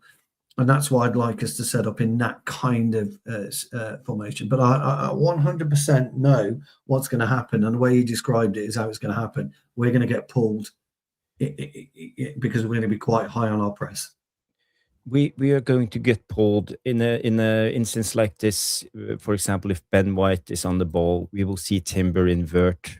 We will see Odegaard move a little bit higher. Yes. So they will create this box, and in this moment, are we going to be outnumbered, or are we going to drop down with both our strikers, so to say? Or is, for example, Ahmad the one who is going to invert and stay on, for example, Timber or Declan Rice? I mean, he could do. It's not something I would do, but he could do. Because if the ball gets switched, because if I was White, I'd just switch the ball out to Gabriel. Yeah, if you have Timber or Madueke, I just switch play over and try to set them up one against Dallo. Exactly. Which is why I think Mbumo is a bit more. I don't know. No, yeah, it's a difficult one because I think Arsenal is so strong. Arsenal is so strong in how they machine-like in how they play football. But I think the main objective will be 100% just block out this area, the central area of the pitch. Agreed. And force them to go around us. Yeah. Rely on Maguire, Martinez, Casemiro, our defenders to clear the ball if the cross comes. Agreed. And just be ready to hit them on the counter if necessary. I mean, I am looking forward to the game. I really am. And I think we may, like I say, I think we may surprise Arsenal. It depends how Carrick wants to play. If he goes in with the team that won last weekend, then you're right. I think there's going to be a high press. I agree with you. I think it'll be a high press. But we may come unstuck then if he does that. That's my worry. But okay, let's think outside of the box. I see a lot of good comments here, by the way, but outside the box too. I'm picking your brain right now. Yeah. We have seen Carrick against Manchester City. That's one game. Yes. Could he do something unexpected? Because Arteta, Arteta is going in blind. He basically has nothing. He's an analysis team. They've seen a couple of Middlesbrough games. Apparently, they've saw the City game, so they're not quite sure what's coming. Could we just change something and completely surprise them? And what could that be? Yeah, formation-wise, how starting 11-wise. Do you know what I think? What would surprise the hell out of Arteta if he plays Mount and Mount goes man for man with Rice. Mount and Bruno. It goes like 2-4 lines. Yeah, it goes man to man with Rice. But Mount's only job is Declan Rice. I like no, it. Arteta won't see that coming, but that's his only job is Declan Rice and everything else, because Casemiro should be able to take care of Odegaard, but Declan Rice is quite pivotal, and I think Mount's got the energy, the aggression, but it would mean probably taking Maino out of the equation. He won't do it, guys, by the way. He won't do that. I'm just saying that would be something there's no way Arteta would even consider. Yeah. Paul comes in and say, I'm not liking the sound of this. After listening to you, I settled for a draw. Sorry, I think we can take a lot. Yeah. Sorry, bud. Yeah. But the thing is, I love the idea with Mason Mount, actually. That's not a bad idea. I mean, the guys are right. He wouldn't last 90 minutes. You will basically start with 4 midfielders. You will have Bruno, Mount, Mainu, and Casemiro. You will be dominant centrally. You will dominate Arsenal. You will force them to go around. And we know the work rate, the physicality on Ahmad on one side and Dorgu on the other side. So we will actually have to rely and win the game on them. Yes, and I think they can do it, because I think the form you see now from Dorgu and even Ahmad, I think it's outstanding. And the work rate, we talked about almost playing with double fullbacks at times when we defended. Yeah. They work up and down, and there will be openings. Arsenal will have to open up one time. We'll get chances. Yeah. So, 100% we'll get chances. I think that was a brilliant idea. I love thinking outside the box and doing the unexpected. I think that's a good manager. Arteta wouldn't expect that. There's no two ways in a million years would he expect that. But the trouble with Mount is, old friend, is it never lasts 90 minutes. Yeah, but we do have a lot of players from on the bench. As we talk about, we will have Sesko on the bench. We will have probably Cunha, most likely Cunha, maybe Mbumo on the bench if he's not starting. Yeah. So we can come in and actually change the game if we go 1-0 down. The game is not lost. We can come in and Carrick can actually change the game with good subs. Yeah. I'm quite looking forward to the team that he picks and what he wants to do. I must admit, I'm looking forward to the game, pal. Really, Paul, don't worry about it. We'll be all right, mate. We'll be all right. Let's hope so. We'll be all right. So let's dream a little bit. Let's say if we beat Arsenal, crikey. Can we do the old Andy Tate? Second half of the season, we're doing a title race. Well, we're definitely doing a top 4 race. If we If we beat Arsenal, it doesn't matter how you get it, as long as you come away with 3 points, then why not? We're not going to be in the top race. We're in the top 4 race for sure. Yeah, it's a big statement. Beating City and Arsenal 2 weeks on the spin is a massive statement to the whole Premier League, and the Premier League will be looking at it thinking, "Oh, for fuck's sake!" It's a big statement on his part. 100%. And if you look at the league, let's just look at the league. We're not taking anything for granted when it comes to Man United, but we are allowed to dream. Arsenal sits on 50 points. If we beat them, we will be on 38. So we will be 12 points behind them. That's a little bit too much. So it's too much for Arsenal. Yeah. But we can actually we can do a top 3 race then if we win the game. 38 points. I mean, we could.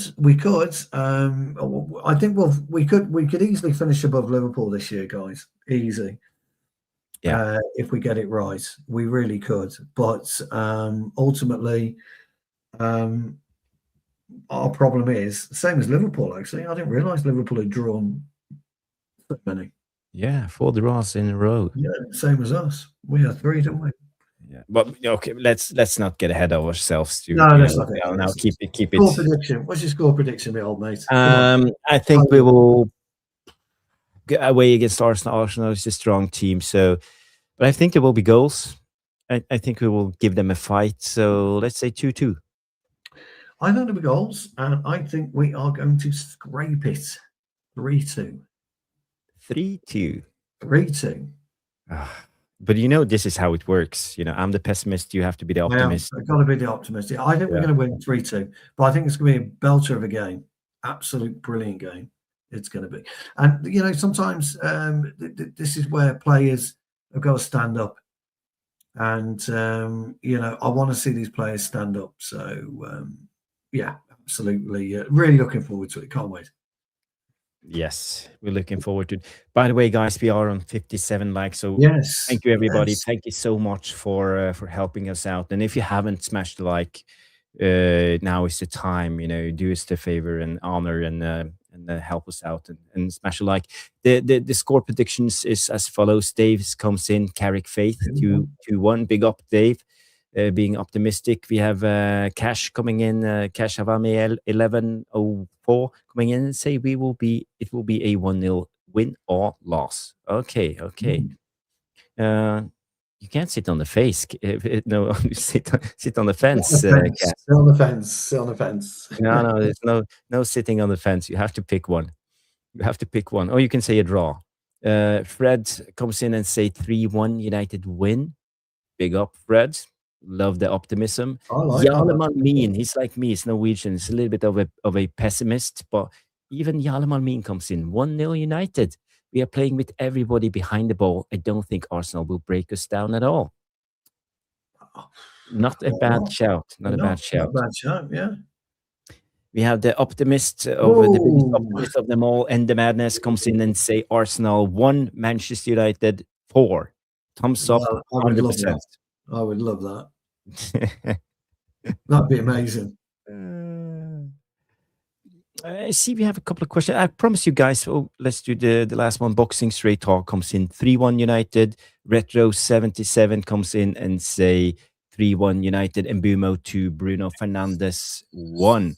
Big up. And Jamie Wayne say Raya's shit and Mbumo will feast 3-1. Nice. I love the optimism. I'm the only one predicting a draw, and you have Cash coming in and say 1-0 either way. So, it's an optimistic Devilish Tacticos group. Come on. Yes. Stu, let's do a couple of questions. So let's do a couple of questions. Yeah, let's have a quick look. What have we got? Let's have a butchers. By the way, King Carrick comes in 3-1 win. Big up, King Carrick. 3-1, I think this is the result everybody's going for. Yes. So Nathan Lee Lewis says, or asks, do we want Rashford back from Barcelona? What do you think? I think that book is closed. I think the chapter is ended. And no, I don't think Manchester and Marcus goes well together. I think it's good for him to stay abroad. Barcelona is the right pick for him, or maybe PSG or AC Milan, someone else, but somewhere else, but not United. Not for me. I'm with you. I would say PSG, AC Milan, stay at Barcelona, but definitely not for me as well. Nathan, hope that answers your question. We kind of touched on this one, Bilal. I would bring Sesko back. I did say that at the beginning, but Jarvis, you didn't really say, because you talked about dropping Mbeumo, didn't you? I talked about dropping Mbeumo, and for me, it's like 50-50. Where do I think the game will play itself out? How do I think the game will play itself out? Will it be like a stalemate midfield battle, and Arsenal will try to win the game on set pieces?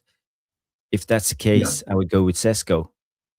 If Arsenal is going to put us under pressure and keep the possession, and we will sit back, I will go with Mbeumo or Mason Mount, as you mentioned. So it's a little bit of how you expect the game to play itself out. And for me, if I'm going to land on anything, not sitting on the fence, I think Arteta understands what this Man United team is about, and he will make it a midfield battle, stalemate type of game, and believe he will win the game on set pieces. So I land on Sesko.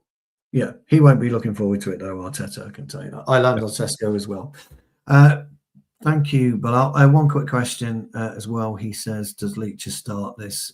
Absolutely, 100%. I think it's unequivocal. He plays. Yeah, De Ligt is still injured. It's a strange injury. It's a back injury, and we don't know anything. They haven't been like any big official reports stating anything. It's always like he will be back next week and next week and next week and next week. So everything's next week, isn't it? Yeah. I'm a little bit worried when it comes to De Ligt. I didn't see him as an injury-prone player, but now he's proven for us that he had his problems. Had his problems. Juventus, and Bayern. So, Leach 100% plays. Yeah. Paul Tobin. Paul says, Stu Jarvis, who would you get as manager? No equivocation, no Ashworth list, just one name, please. Ancelotti. That's it. That's a good shout. Ancelotti. For me, I said I would take the Serbi, but again, he's the type of hipster managers, and maybe we should just stay away from hipsters at the moment. So I don't know. There's so many of them.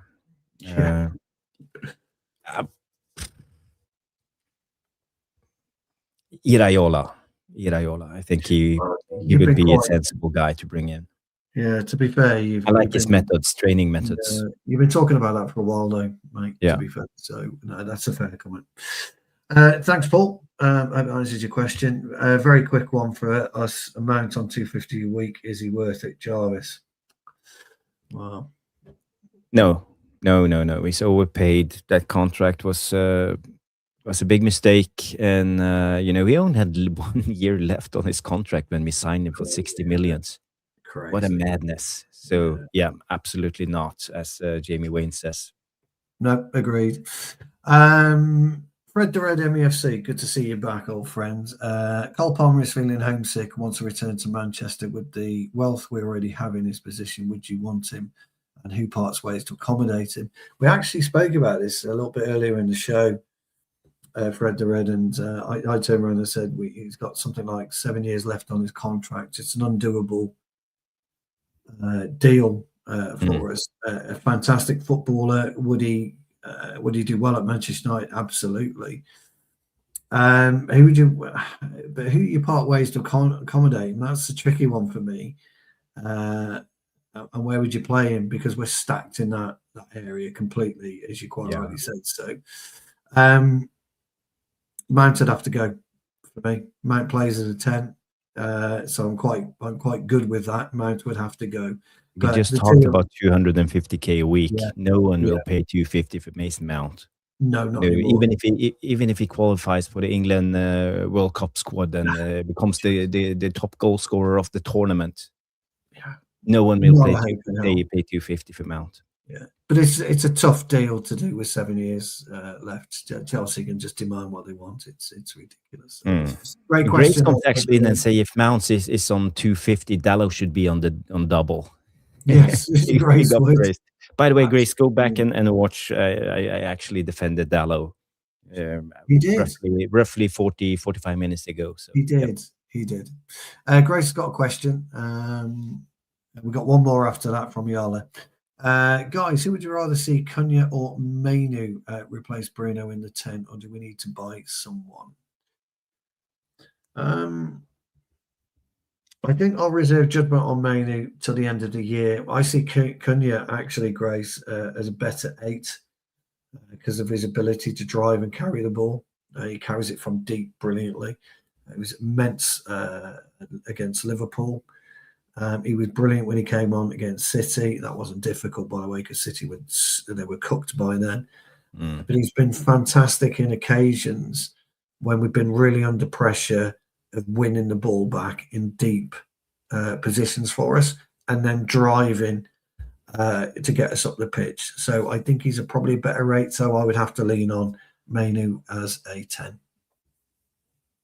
Yeah, and I disagree. I wouldn't play Mainu in the 10 because what I saw against City, I think he's the tempo setter. I think he evens out Bruno's rushing on the ball all the time. I think we need a pausa, as I've talked about in football. You have the pausa, and I think that's really important. And having a player who can, when the ball is just flying around, there's duels everywhere, somewhere who is like the ocean, who's still.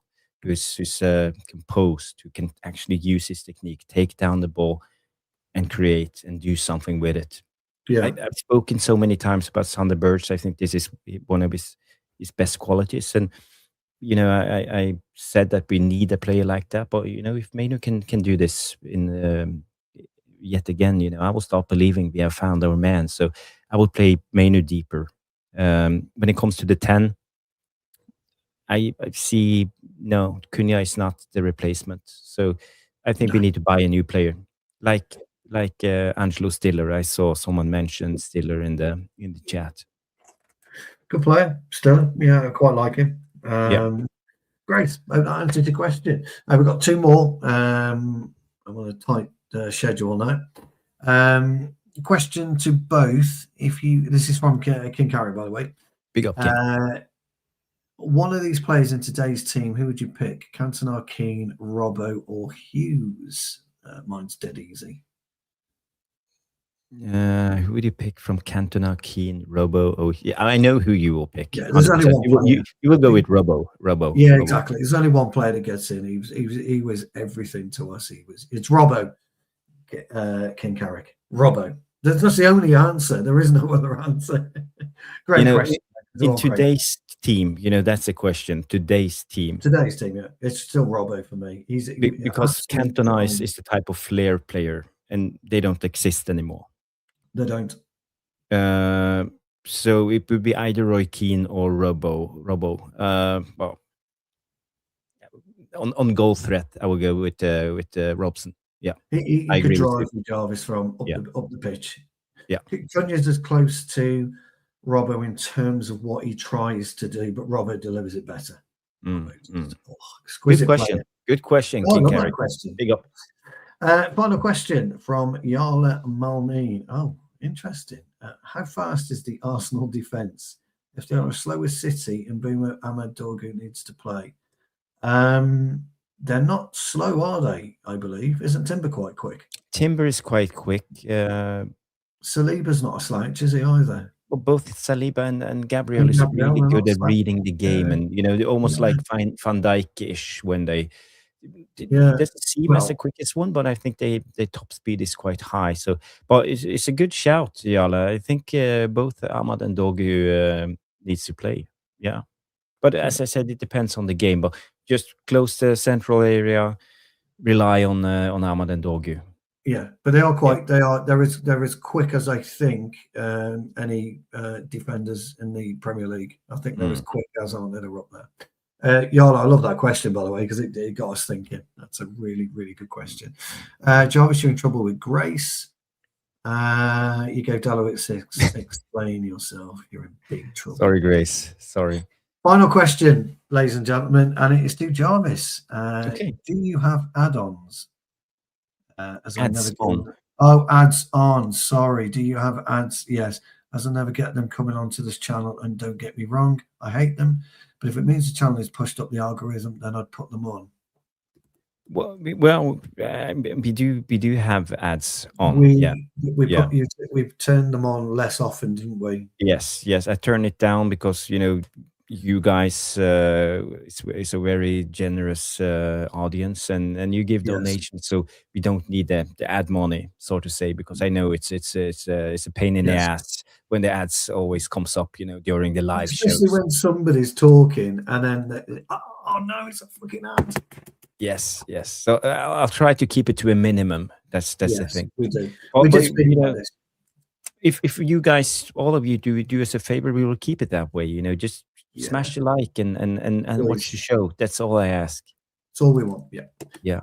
Everybody, I will put my old mate back into the driving seat because he likes it in there. He doesn't like being over on the right. My right, he likes it on my left. Yes. Like an old married couple, aren't we, pal? Brilliant questions as always. Thank you so much. We do enjoy the Q&A, in particular, me and Jarvis. The Q&A is the best part of the show, guys. We love it. We absolutely love it. So. And to be fair, I wish we had more time, maybe actually, to do the Q&A. But it always comes at the end of the show, and we have so much news to cover. And when Stu gets going, it takes forever. He never finishes his points. I know. I'm sorry. He goes on rants. So he's hugging the microphone. So that's just the way. This is my working environment. So it is. I'll tell you what we could do. Jarvis, my old mate, we can make Tuesday nights question and answer night, couldn't we? Tuesday nights, and we do always do a Monday night Q&A. We love it, and whenever we can possible on other shows, but particularly Tuesdays, we're going to try and do 7 o'clock now on a regular basis on a Tuesday. That'll be Q&A. Get your questions in. Ask us anything. Oh, unless there's something we've got to talk about, such as. Always, but they're always breaking news. But big up King Carrick. I hear you. I'm just thinking you guys should definitely have a lot more viewers. Top channel. Thank you so much. Thank you so much. That's very kind. But this is YouTube. YouTube algorithms works in a very particular way when it comes to pushing channels. Try to notice every time you get the next show after this, if you don't have any preferences, you will always go to the big channels. It's either Sky or the X-Pundits, X-Players, or, the big channels. And this is how it works right now. And, it's very hard for a small channel like us, but we just have to be patient, work ourselves through it. And in the end, hopefully we will get there. So it's just a matter of being patient. Yeah. Now, Mankinis, Paul, I keep mine locked away. Trev knows the extent of my Mankini wardrobe. So if you want to know what it's like, ask Trev. He's gone now, by the way. Stu, we should actually just make a shop, so as the same way as Sean has on his channel, and we should sell Mankinis. The small tactical devils in front. Yeah. We should do that, actually. Yeah, good idea. Guys, it's been a pearl of a show as always. We've again 2:15. Well, getting to 2:15, so it's not bad, old friends. Wow. We were supposed to do 2 hours, but we are on 62 likes. I appreciate all the help you can give us. Thank you, guys. If you haven't, now is the time to smash the like. And there's also one thing after the show ends. You can go back into the comment section, swipe left a couple of times, and you will come to something called Hype. New thing that's on YouTube, and the hype really helps out the channel. So it does. We're very grateful. We're very grateful. We are grateful anyhow. Just you being here and watching the show. I know that you guys stay around. You watch the whole show, so we have retention time. That's massive. Yeah, we're really that's because of you. So thank you, everybody. Yes, we will be back with the match reaction Sunday night, probably. When is the game on? It's 4 o'clock? 4:30. Yeah, it's 4:30. Okay. Okay, so 4:30, 5, 6:30, so 7. maybe 7. 8-ish. 8-ish. Yeah. Oh, 8-ish, yeah. Have you got the... Yes, 8-ish, yeah. Yeah, we'll do 8. Yeah, I can do 8. Yeah, I have nothing on Sunday, so I can do 8. I can do even a match reaction right away. So we could do 7 then, couldn't we? For we can do 21st definitely century. we can do 7. About 100%. 21st century vampire can watch. Yeah. Okay, guys, we will be back Sunday night, 7 p.m. UK time with the tactical match reaction. So stay tuned. Press that bell notification so you will get the notification next time we go live. And from my heart, thank you everybody for watching the Tactical Devils. Thank you, Stu, for coming on. Thank you, Fred, Boxing Straight Talk, Dave, Nathan, Paul, Jamie, all of you, Grace. You're the best. Even though she told you off. Yeah. Trevor's been in. Crikey, everyone's been in tonight, haven't they? Yeah. This is Thursday night. Yala, Bilal, everyone's been in. King Carrick, thank you. Bath Time's been in. Darius has been in. Yes. Did you see Jules earlier? Was Jules in as well? I saw Jules. I saw Rich. Jules has been in. Rich has been in. Yeah, we're grateful to you all. Everybody. The Vutanak has been in. Retro 77. Yeah, but well, we can't mention all the names. The Madness. You know who you are. You've all been in. We're very, very grateful. Yes. Very grateful. Thank you, everybody. And we will be back Sunday night, 7 p.m. with the match reaction. Everybody, have a good night. Now it's time to turn off the YouTube and go to bed. Yes. We will see you on Sunday. Okay, have a good night, everybody. Bye-bye.